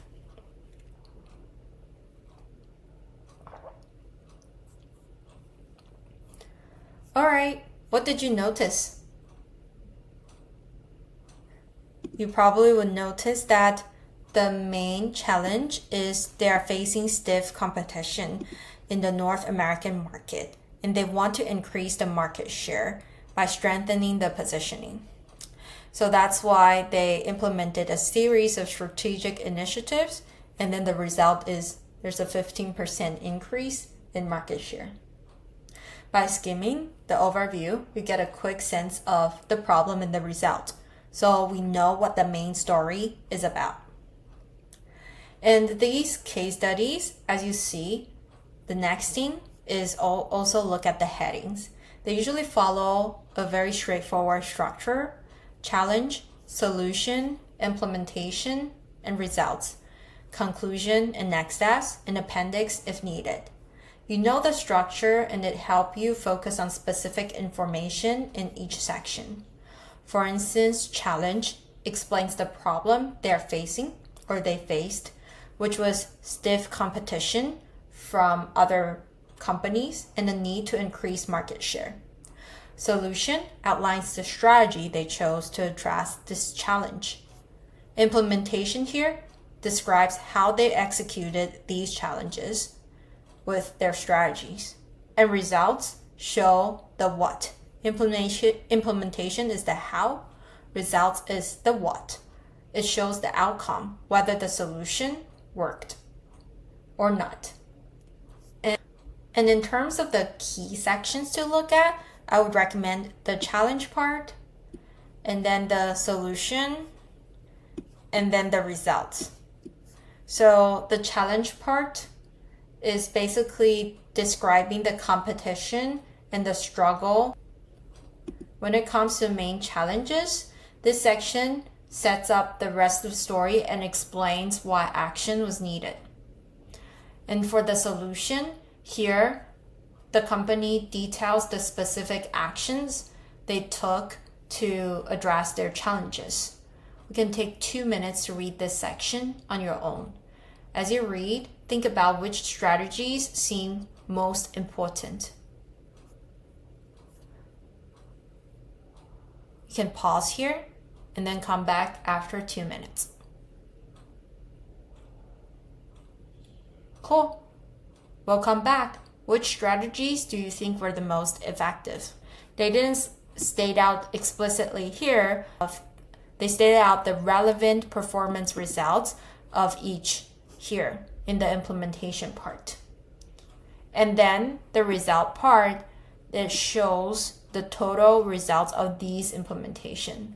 So if I were to deep dive a little bit more, I would then ask what's the attribution, as in like which implementation actually corresponds to the results. So I think that's another question that I would ask after reading this case study. That being said, the results part indicates some specific words and phrases that point out important actions. For instance, it says phrases like 15% increase and 22% in online sales tell us the impact of the strategies. You can highlight some phrases in solution and results section that signal significant actions or outcomes. These are the data and they support the narrative, showing if the solutions worked. In this study, this helps us understand the impact of the strategies and implementations. And the summary part is basically just restating the success of the implementation. To summarize, when reading a case study, start by skimming if there's an overview or TLDR, same as before, and then skim through the structure. There are some headings that are key for you to learn. For instance, like challenge, solution, result section. And then look for language cues, such as recommended or result. And then analyze data points to understand the effectiveness of the actions. These steps will help you understand the business case studies more quickly. You can see that no matter if it's a case study or no matter if it's a business report, the structure can be very similar and how you read can be very similar. By reading like this, first the TLDR, then the main sections, then some keywords, and then some key data points, this approach will help you focus on understanding very quickly and to be able to effectively understand the key picture and some details that support the key points. Let me know if you have any questions. Once you finish the video, I encourage you to read through the 2 articles again. Remember the structure that these 2 reports and case study provides, and also to see how your skimming works and improve. Now, let's go to reading emails. Emails are a primary communication tool in business, so understanding how to read them effectively is essential. Today, we'll focus on 3 skills for reading emails: summarizing, identifying action items, and analyzing the tone. These skills will help you quickly find important information and respond appropriately. So without further ado, let's start with the first skill, summarize. When reading an email, it's helpful to start with a summary. This means understanding the main purpose of the email in just a sentence or 2. Now look at the first email here. The purpose is usually hinted at the subject line in the first few sentences. Read through the email and ask yourself, what is this email trying to accomplish? Or what is the main message? Let's take 1 minute to read. You can pause the video and think of a 1 or 2 sentence summary.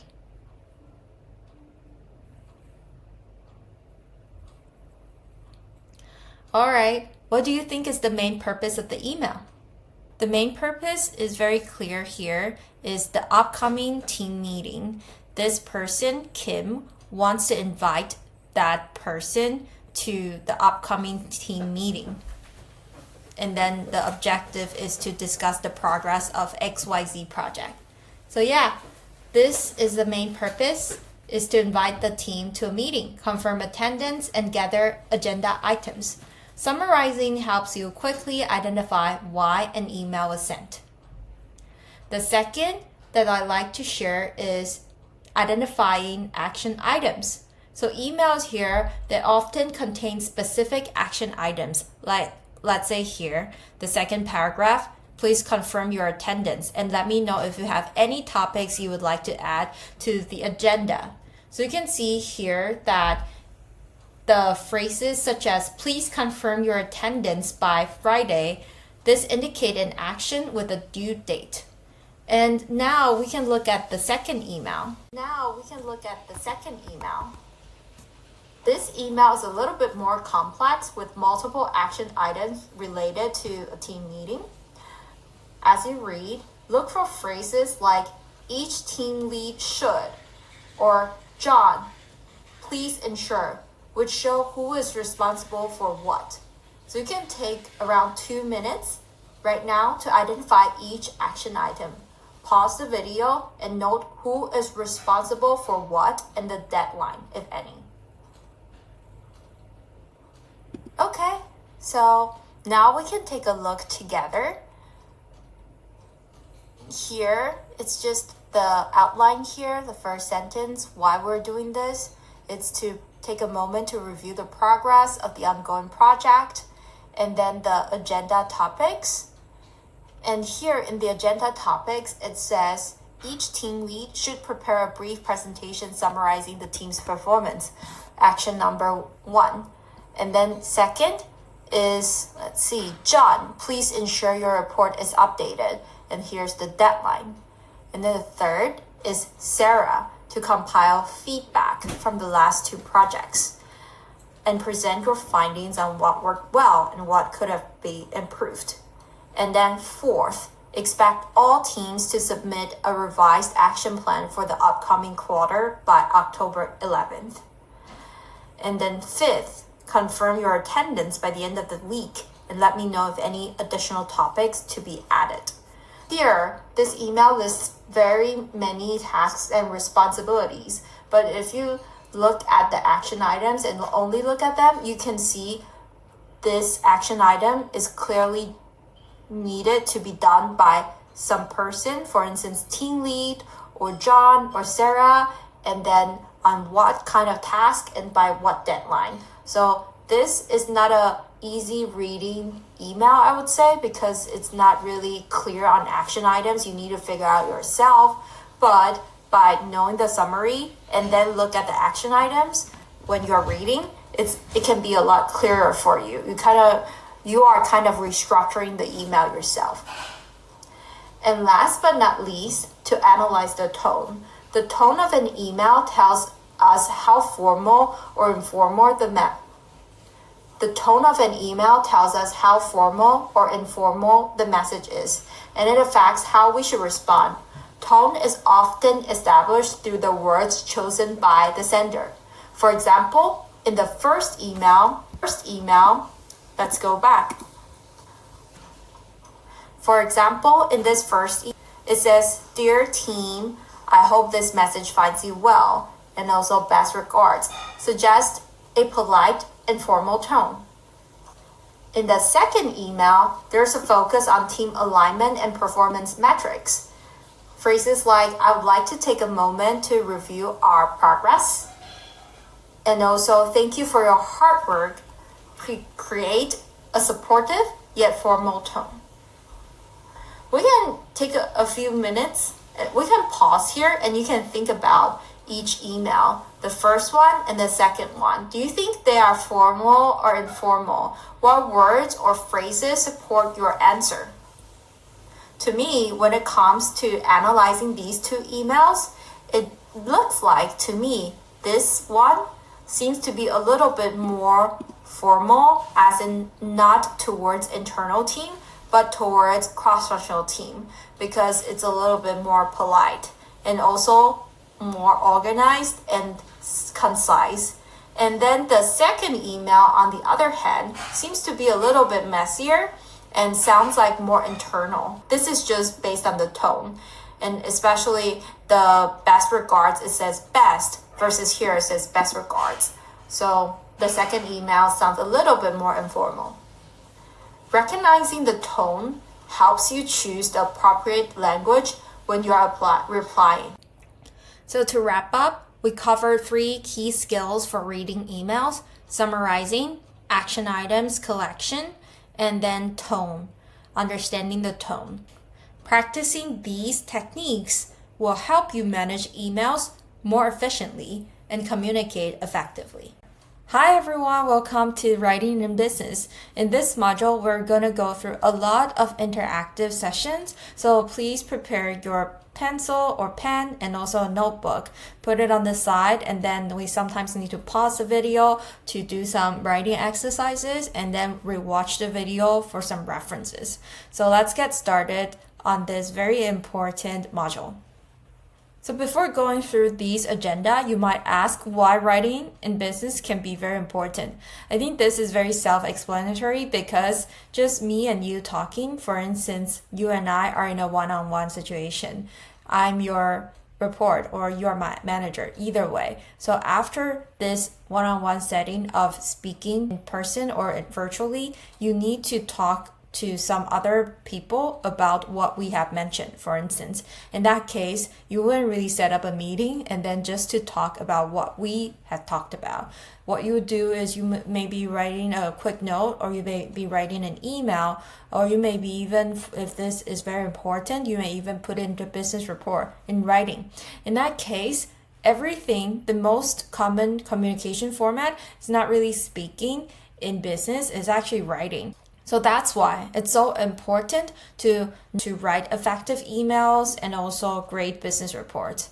These 2 are very important in the context of, for instance, you're not technical. I know engineer, they might not need to write business reports, but maybe for other people, let's say in non-tech like PM or PMM or BD or ops, it's very important strategy, very important for you to write business reports. With that being said, let's just get started. Ta-da! Here's an exercise for you. Let's do a quick trial. Imagine here, look at the scenario and the instructions here. Imagine you're working on a project with a colleague from another department. You need to update them on the project's progress and arrange a meeting to discuss the next steps. Take about 10 minutes here looking at these instructions and also scenario. Use those 10 minutes to write a very brief email. Don't worry too much about the perfection. This is just a starting point to see where everyone is at. So pause the video, take about 10 minutes to write, and then continue playing the video again.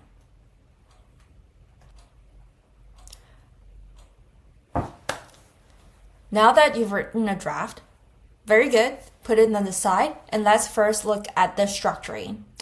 Emails typically have a few key components: subject line, a salutation, introduction, body, conclusion, and also sign off. Each part has a purpose in making the email clear and professional. Let's go over each one. The first one is the subject line, a short, specific summary of the email's purpose. For instance, for me, I would usually sometimes, let's say, depends on what you want. If you want the action to be done by that person, I would, and then when you're sending to that person, I'll put like a bracket and then saying action required, and then the purpose of that email. Or for instance, response needed with a bracket and then the subject line. So it should be very short and specific to that person, to that stakeholder. Or sometimes it's important, put it important or urgent if needed. And then the salutation, it's just a polite greeting to the recipient, setting the tone. So usually it would be hi team or hi this person. And then the introduction should state why you're writing, right? And then the body is where you give the main details or request action. And then the conclusion wraps up with any next steps or requests for confirmation. I would suggest between the intro and conclusion, the body part, if that main context is a little bit messy, try to use bullet points so that the details might not be going everywhere and it's hard for them to find. And then the sign off is just a polite closing followed with your name. Best regards, best, and then your name. So yeah, with these, let's look at the references. Here's the sample email that follows the structure just now. Notice how the subject line clearly indicates both a project update and a meeting request, talking about the purpose of the email. And in the body, there's a quick project update followed by a meeting request. The email ends with a polite closing, asking for the recipient's availability to meet. Now you can take a moment here to compare this draft and also your draft. Notice how concise this is and how concise yours is. In just 4 to 6 sentences, yet it covers the important points. The goal is to make your message very clear and easy for the recipient to understand and very easy to make action. Okay, so how do you feel about that little email practice? Do you think that's the end of our business emails? No, that's just the start of it. You can see here there's so many different types of the emails. Request emails, follow-up emails, confirmation emails, meeting scheduling emails, thank you emails. And we're going to practice all of them. So prepare your pen and also your notebook. We need to look at these common types and then try to practice to follow a certain structure to ensure clear communication in each type. And as you know, these emails all serve different purposes. For instance, for request emails, these are used to ask for information, assistance, or any action needed. Follow-up usually is sent as a reminder or check-in after a previous message. Confirmation emails is just to verify, for instance, the details and confirm, let's say, meetings or agreements. Meeting scheduling emails is to propose meeting times and ensure everyone's availabilities. Thank you emails to show appreciation, often after a meeting, interview, or assistance. So first, let's practice writing a request email. Here's the scenario.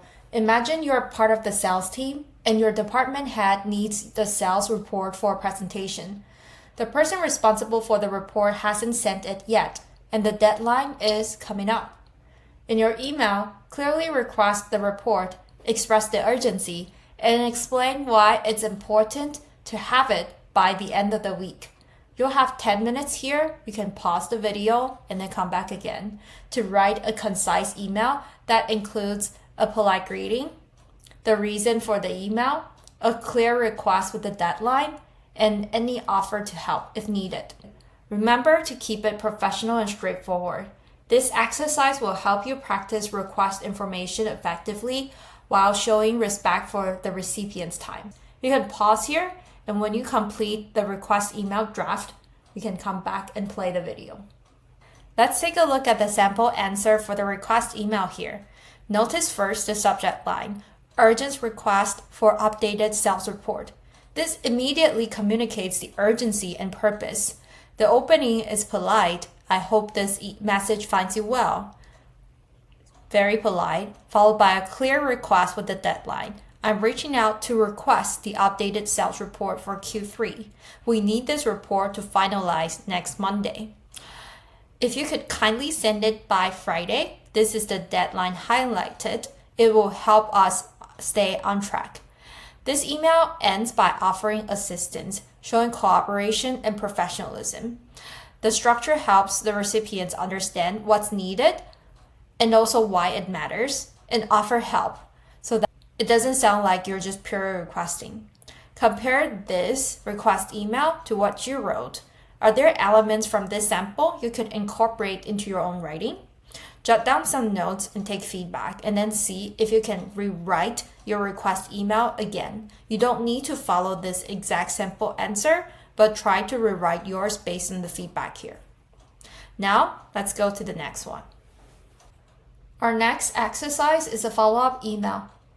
Imagine you've sent a proposal to a client but haven't heard back. This project impacts your team's workload, so it's important to get a timely response. In your email, remind the client about the proposal and express interest in hearing their feedback. You can emphasize the importance of the response for planning purposes. Remember to be polite and professional and show understanding of their busy schedule while gently prompting them for a reply. You can again take 10 minutes, pause this video, and draft the follow-up email. Once you're ready, you can come back. Okay, so how are you feeling? Here's an example of a follow-up email. Here, the subject line follow-up on project proposal keeps it very clear and relevant. The opening acknowledges that things may be busy on the client's end. It shows the empathy here. And also, the body politely asks if the client has had a chance to review it and highlights the approaching timeline to enforce the urgency. The email works well because it's courteous but firm, balancing the friendliness with a reminder of the project's importance. Think about how you can apply these elements in your own follow-ups to encourage timely responses without being sound pushy. So take a look at this reference, jot down some notes, and let's go to the next one. Now let's try a confirmation email next. You've scheduled a strategy meeting with your manager to discuss a marketing campaign. In this email, confirm the meeting details and mention key topics for discussion, such as timeline and also such as budgets. Include a subject line that clearly indicates the confirmation. Of course, it's your manager, so make sure to be polite and also to state the date, time, and purpose of the meeting, and then an expression of readiness to discuss or prepare further. Again, you have 10 minutes to draft your email. Make sure to be clear and professional. Set the tone for a productive meeting. Pause the video and start writing. So before going through the other practices, I just want to wrap up a little bit here of what we have learned. We explored different types so far of business emails and practice structuring each one. You can see that it's very essential to choose the right email type for your purpose, whether it's requesting, confirmation, setting a meeting. Make sure to be clear and concise and polite in your language. You can tell the sample emails are usually not too long and also very well structured. And in a way, it's very concise and polite. Polite as in that no matter if it's to your manager, to your team member, or just to even someone external. Make sure to follow a logical structure, beginning with a polite opening, stating your purpose, and ending with a professional closing. Also, make sure that your email sounds empathetic and also, as I said, many times polite. Because I want to emphasize here is that when everything goes down to writing, then people can look at it back. There's always recording when it comes to writing. So make sure that your politeness, your proactiveness, or your courtesy can be shown during your writing. That's very important. So now let's go to some other exercises for different types of business emails. Now let's practice a common type of email, scheduling a meeting. Imagine you're the project manager for a team working on a product launch. To finalize logistics, you need to arrange a meeting with your team members who have busy schedules.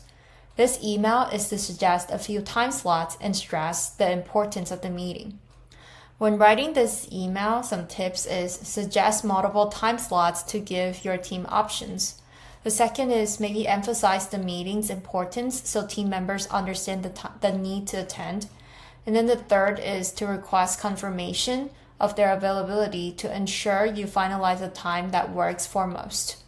This exercise will help you learn how to communicate efficiently while considering other schedules. Again, take 10 minutes to draft your email, focusing on clarity and professionalism. Pause this video and come back after 10 minutes. Great. Here is a sample answer for the meeting scheduling email. Notice how the subject line here, it's scheduling meeting for product launch logistics. This makes the email purpose clear right away. And then the email, you can see it's Dear Team, I hope everyone is doing well. So it has like a polite beginning in the front, and then it says, I'd like to schedule a meeting next week to finalize the logistics for the upcoming product launch. Your input is critical as we're approaching the deadline. So it makes the purpose clear. Other than that, it highlights the importance of the meeting for the upcoming product launch. And then after that, multiple time slots are offered, showing the flexibility.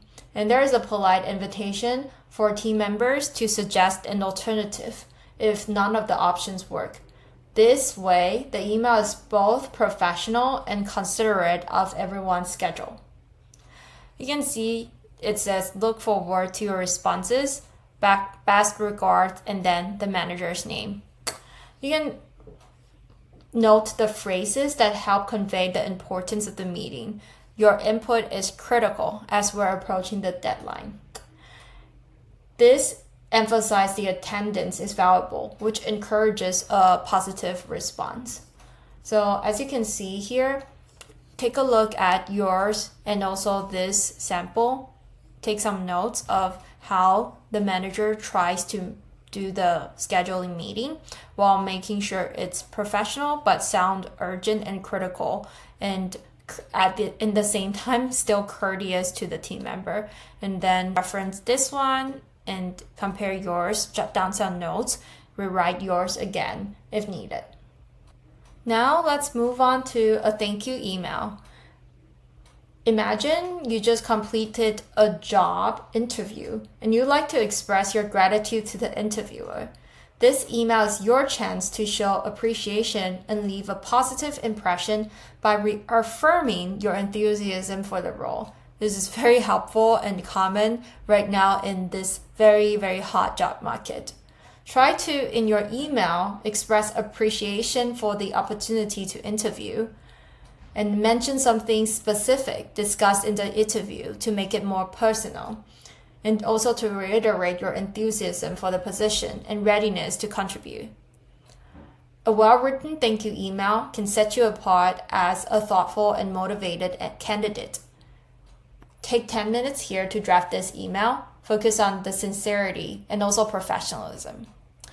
One key theme that I like to reiterate is to mention something specific discussed in the interview so that it's more memorable for the interviewer, because there are so many other candidates that might be copy and pasting the thank you email from other AI tools.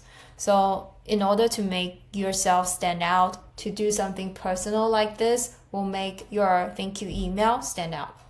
Okay, pause the video here and then we'll see you after 10 minutes. So, hi, welcome back. Let's review this thank you email sample answer together. The subject is thank you for the interview opportunity. This subject as a sample is good because it shows, okay, this is a thank you email. And if you want to make it more personal, you can put a comma and saying greetings from this Kimberly, for instance, or thank you for the interview opportunity dash candidate Kimberly. And then here it says, dear interviewer's name, I wanted to take a moment to thank you for the opportunity to interview for this role at this company. It was a pleasure discussing the exciting initiatives and challenges your team is tackling. I'm very enthusiastic about the opportunity of joining. Please let me know if any additional information from my side. Thank you once again for your time and consideration. So you can see it here is there's a bracket saying like to insert specific project or goal discussed in the interview. Trying to make sure that you have that in this thank you email so that you can be more personalized. What do you think this email shows? Isn't it very clear, as in this is a thank you email for sure, and then just want to show the appreciation, very easy, very concise. However, having this specific points discussed in the interview will make that interviewer remember you. So sending this thank you email can be very important and also eye-catching if none of the others send and just you. So just pause here and then trying to compare yours and also this sample answer, trying to rewrite a little bit, and maybe you can use it right away. So we just discussed these essential emails. Just want to highlight, apart from being concise and also being courteous, being polite, the point of making things more specific so that it stand out is also very important. So I hope you've exercised quite a bit in this lesson and also understand how to write a well-structured, impactful, and effective email. I'll see you in the next lesson, which is about the business report. Hi everyone, now let's go to the writing business report section. Just want to share a little bit of my personal experience here of how common writing business report is. It's very common, especially if you're non-technical like me. I know data analysis and product marketing, product management, product strategy. I write so many business reports all the time, especially when I'm working more on the product strategy end. I do a lot of data analysis, a lot of market insights. So I need to write business reports maybe at least once every month. This is the very least, but maybe once or twice every few weeks. So this is very common for a lot of non-technical but like consulting background people. And one thing I like to emphasize is the more that you write, the better you'll get. And also, business report can be very efficient for executives to read. That's why if you know how to write good business report, you'll get a lot of attention and you are considered a very valuable person in the company because they see that report written by you. It's always full of insights. It's always very easy to take away. They look at you as the thought leadership to get the insights or to get the business done. So I'm very skilled at that in some ways because that's my profession of writing business report, and it's actually can be learned in a very structural way. It's always after writing many business reports, it's always certain structures and some specific skills that you just need to take care of. So oftentimes when I'm coaching people to write business reports, here are some tips that I'll share with them. The first thing that I'll share is to make sure to be clear and concise, avoid jargon or overly complex language. The goal is to make your points easy to understand, especially for readers who may not have your technical expertise. So when it comes to jargon, avoid jargon or overly complex language. If your company knows, everyone knows about that jargon, that's fine. If not, if it's only your internal team, then if it's like external facing or cross-functional facing business reports, make sure to first spell out the whole thing instead of putting a jargon straight in, and then maybe do a parenthesis and explain going forward.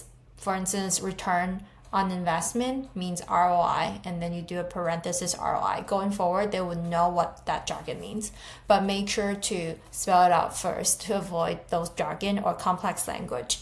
And apart from that, you need to make sure that readers, some of them, most of them actually, when you read the business reports, they might not have the same technical expertise or the same thought leadership as you. So maybe make sure that you make the points very easy to understand. And then the second is use data to support your segments, your arguments. So your recommendation should be backed by numbers and facts, data driven. This is what people like right now. For instance, if you're suggesting one market over another, support it with data like revenue potential or cost differences. The third is use headings and subheadings. When people skim through your documents or business reports, what we taught in reading will come back to us. What people will look at when they're reading your business reports first is if you have an executive summary, right? We read through it and see the TLDR, see the overview of what the purpose and then the main solution of the whole business report. Second is to look at the headings and subheadings. Headings might be introduction and then problem, solution, data insights, next step, appendix. Look at those headings and also subheadings. Make sure that the report can be very well organized and able to navigate quite easily when the executives or the cross-functional people do not have the time, so that they can just read your information quickly and find the relevant information they want. Last is to make sure you keep a professional tone. Remember, business reports should be formal and also objective. Avoid overly casual language and focus on delivering factual, unbiased information. Hi everyone! Now I'm gonna go through some of the basic structure for business reports, since I do it so much, right? Now, for business reports, the main thing is to have a title. So it usually would summarize what this business report is about. So let me just give you an example. It might be a Q3 market research for X product. So for instance, this can be the title. It shares with you the timeline. It's Q3, quarter number 3. So it's between July to September. Okay, and then market research for a certain product. So that's the title. And then the second thing you should have is definitely an executive summary, or a TLDR, or you can call it an overview based on any, like the company that you stay in, but these 3.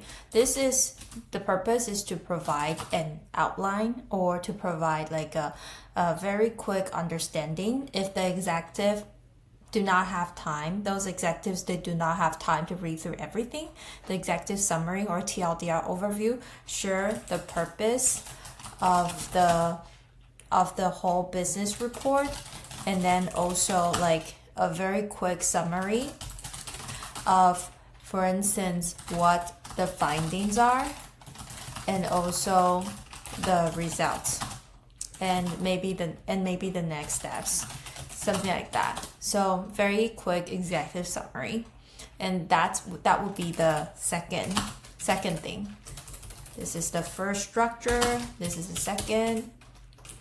And then the third would be talking about background or intro. So this is basically executive summary is for those who don't have time to read. Great.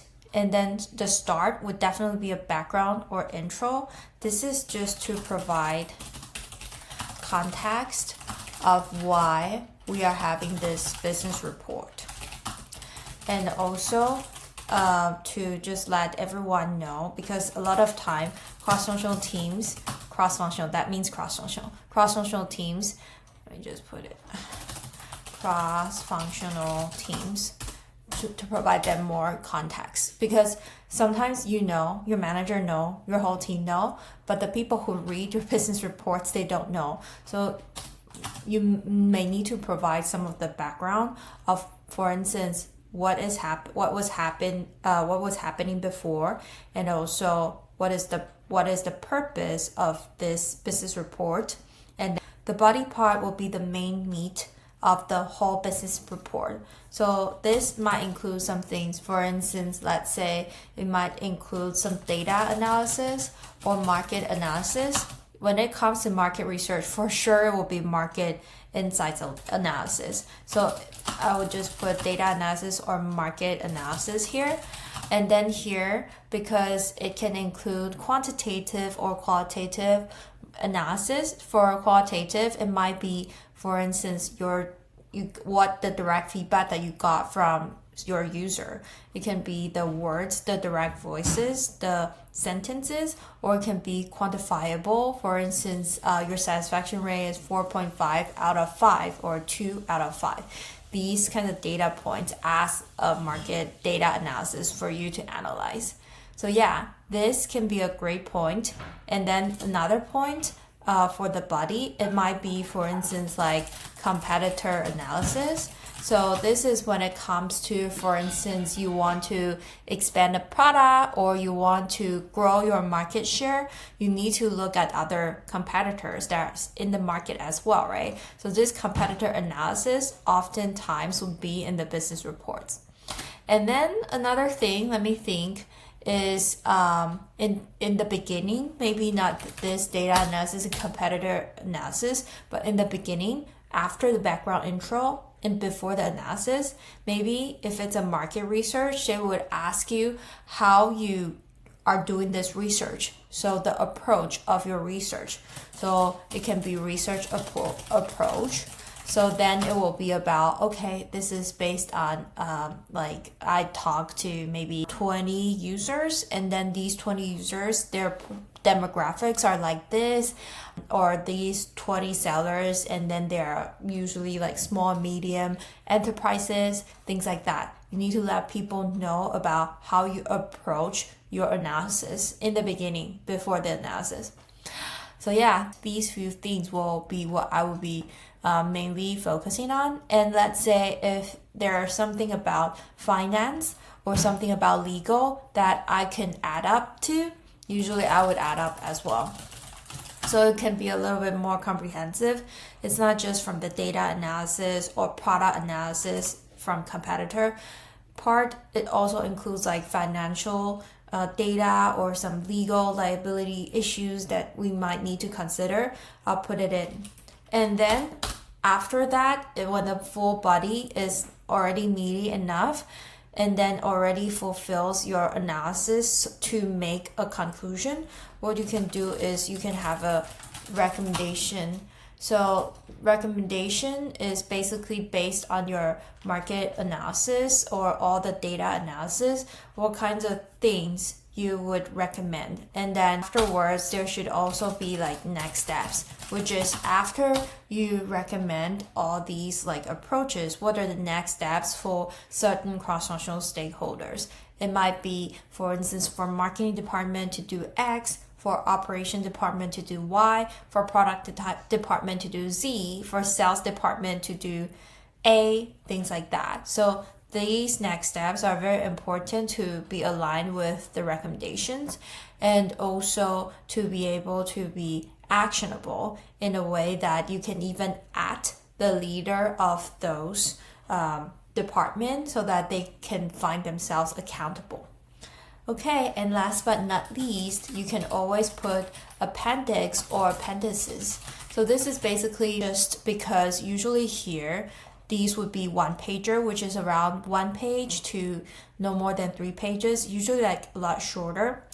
And if people want to deep dive into some of the details of these one pagers, then you can just leave it in the appendix section so that when it comes to, for instance, the data analysis, they want to see the raw data or so, they can go to the appendix section and look for it if they want to comment more on that section or they want to know more. So yeah, these will be the basic structure when it comes to business report.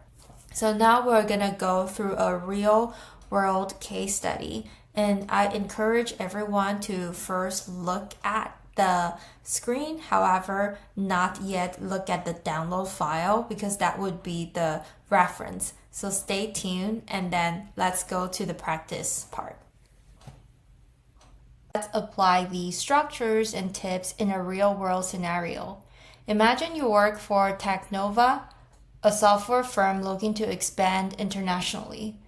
You've been tasked with analyzing 2 potential markets, Market A, Europe, and Market B, Asia. Your job is to assess both markets and recommend which one Technova should expand into based on the data provided in the table. Some factors to consider here, for instance, market growth rate. This means higher growth rate might indicate greater long-term potential. And then, for instance, like average income per capita, this affects the purchasing power, the internet penetration rate.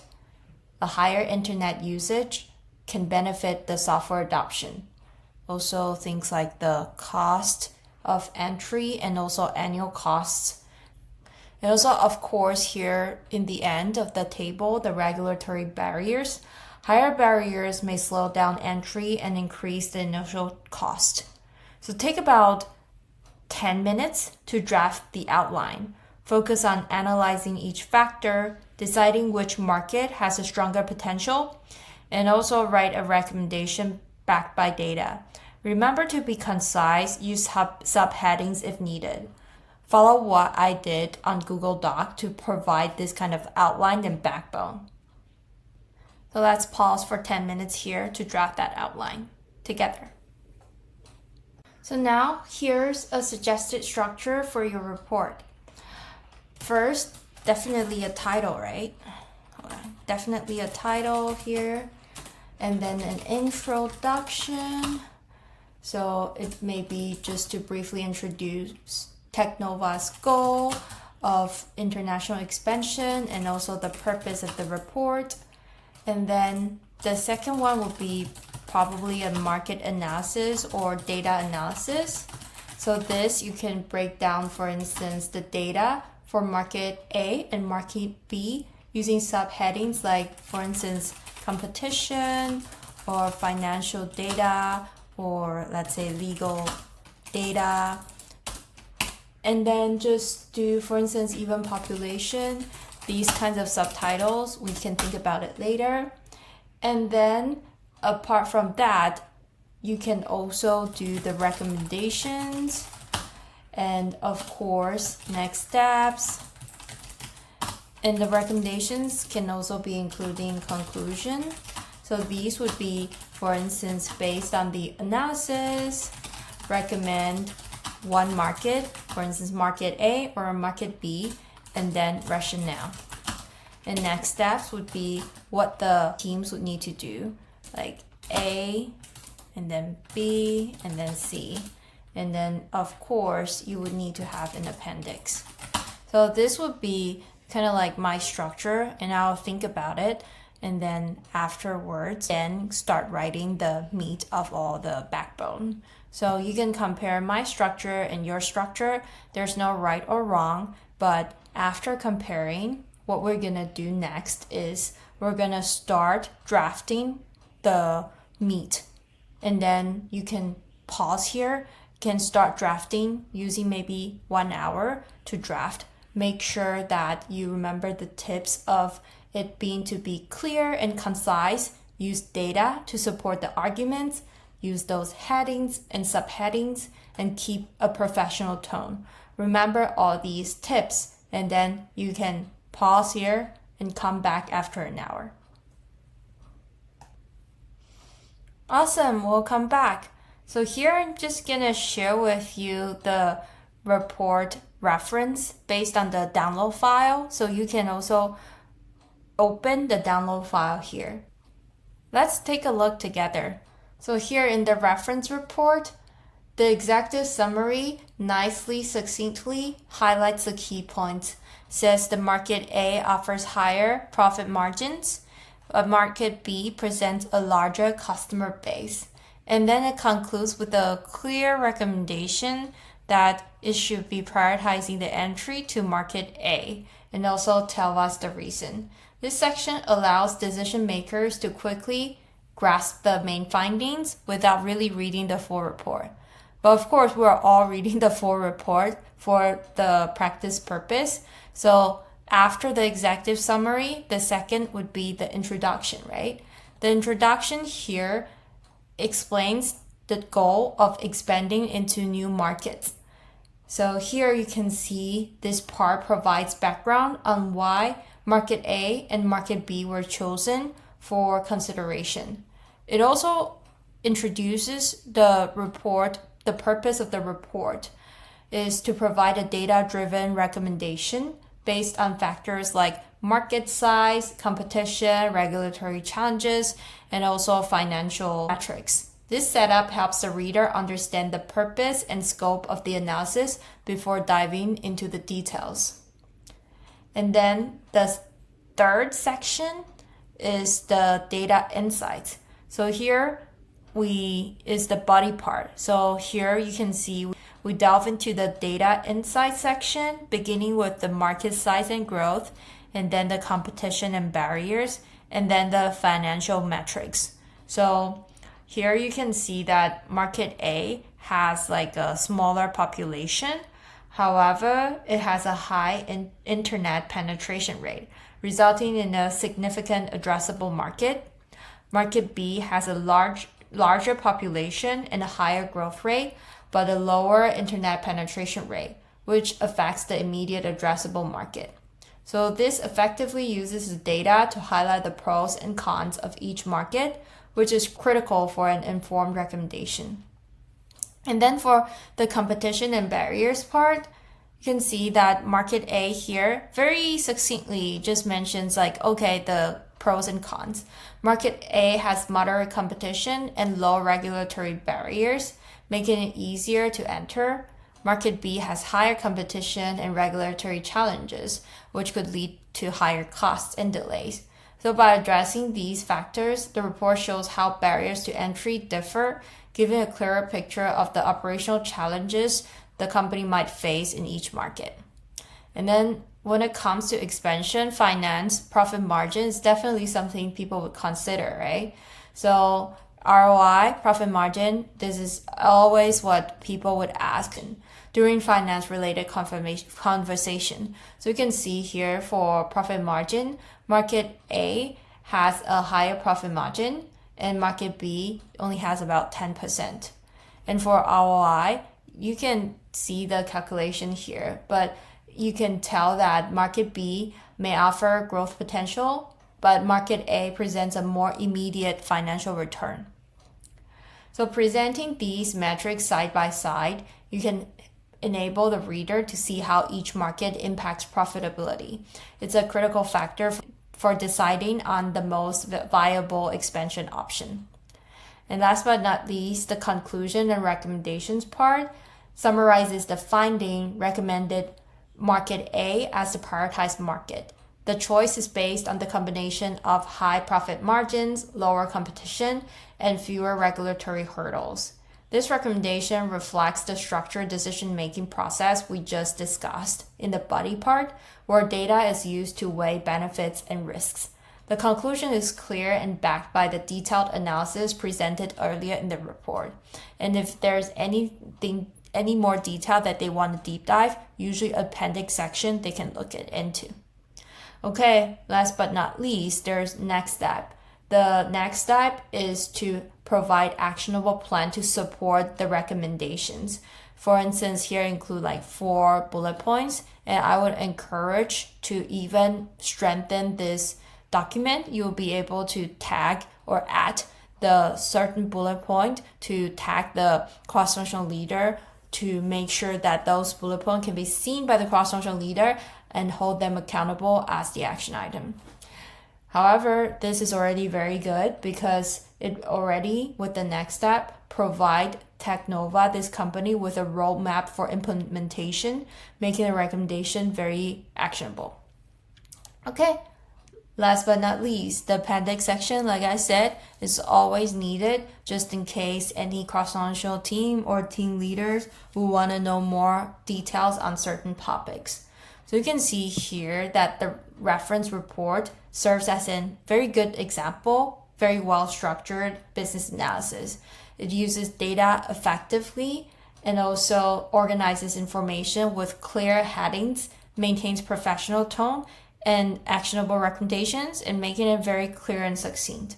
By following these steps, you can create reports that not only inform but also guide decision makers toward the best strategic choices. And I know this will come handy in time while you continue practicing. You can look at your current business report and then this report. And then my recommendation is to see first the structure, if there's any difference, and then why this is structured this way in the reference and how yours is different. There's no right or wrong, but this can be a good reference here just for you to check, oh, this might be the industry standard or what the industry would like. Second thing is, after noticing the structure, I want you to highlight some of the sentences or terms that you believe would be useful for you to apply next time when you are writing a business report. And then third is just to read through it again and again, and then to try to modify your current business report to the level that you think is already on par with the current business report. So continue practicing, and in this way, you'll definitely improve over time. 3, 2, 1. Hooray! We just finished all the lessons. I hope you enjoyed and you learned something. This is the course for Business English for non-native speakers. I went through a lot of different lessons, And I know there's still quite a bit that I haven't really gone through. For instance, presentation part, how do you take presentation? Or for instance, the cultural understanding. If you're from different cultures working in an English speaking environment, how are you able to navigate? These are all very important, but I just only touched a little bit because of the time, and we already have gone through so much. So I hope that if I have more time, I'll go through these with you with other courses.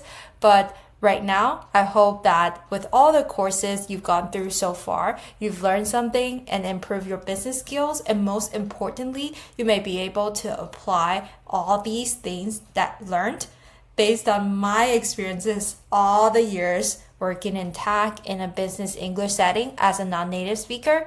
And then you can apply this to your life and start using them and see how people are feeling or reacting. And then if you have any questions, always feel free to reach out to me. I'm always here, and thank you so much for taking this class. I appreciate you, and we'll see you next time. Bye!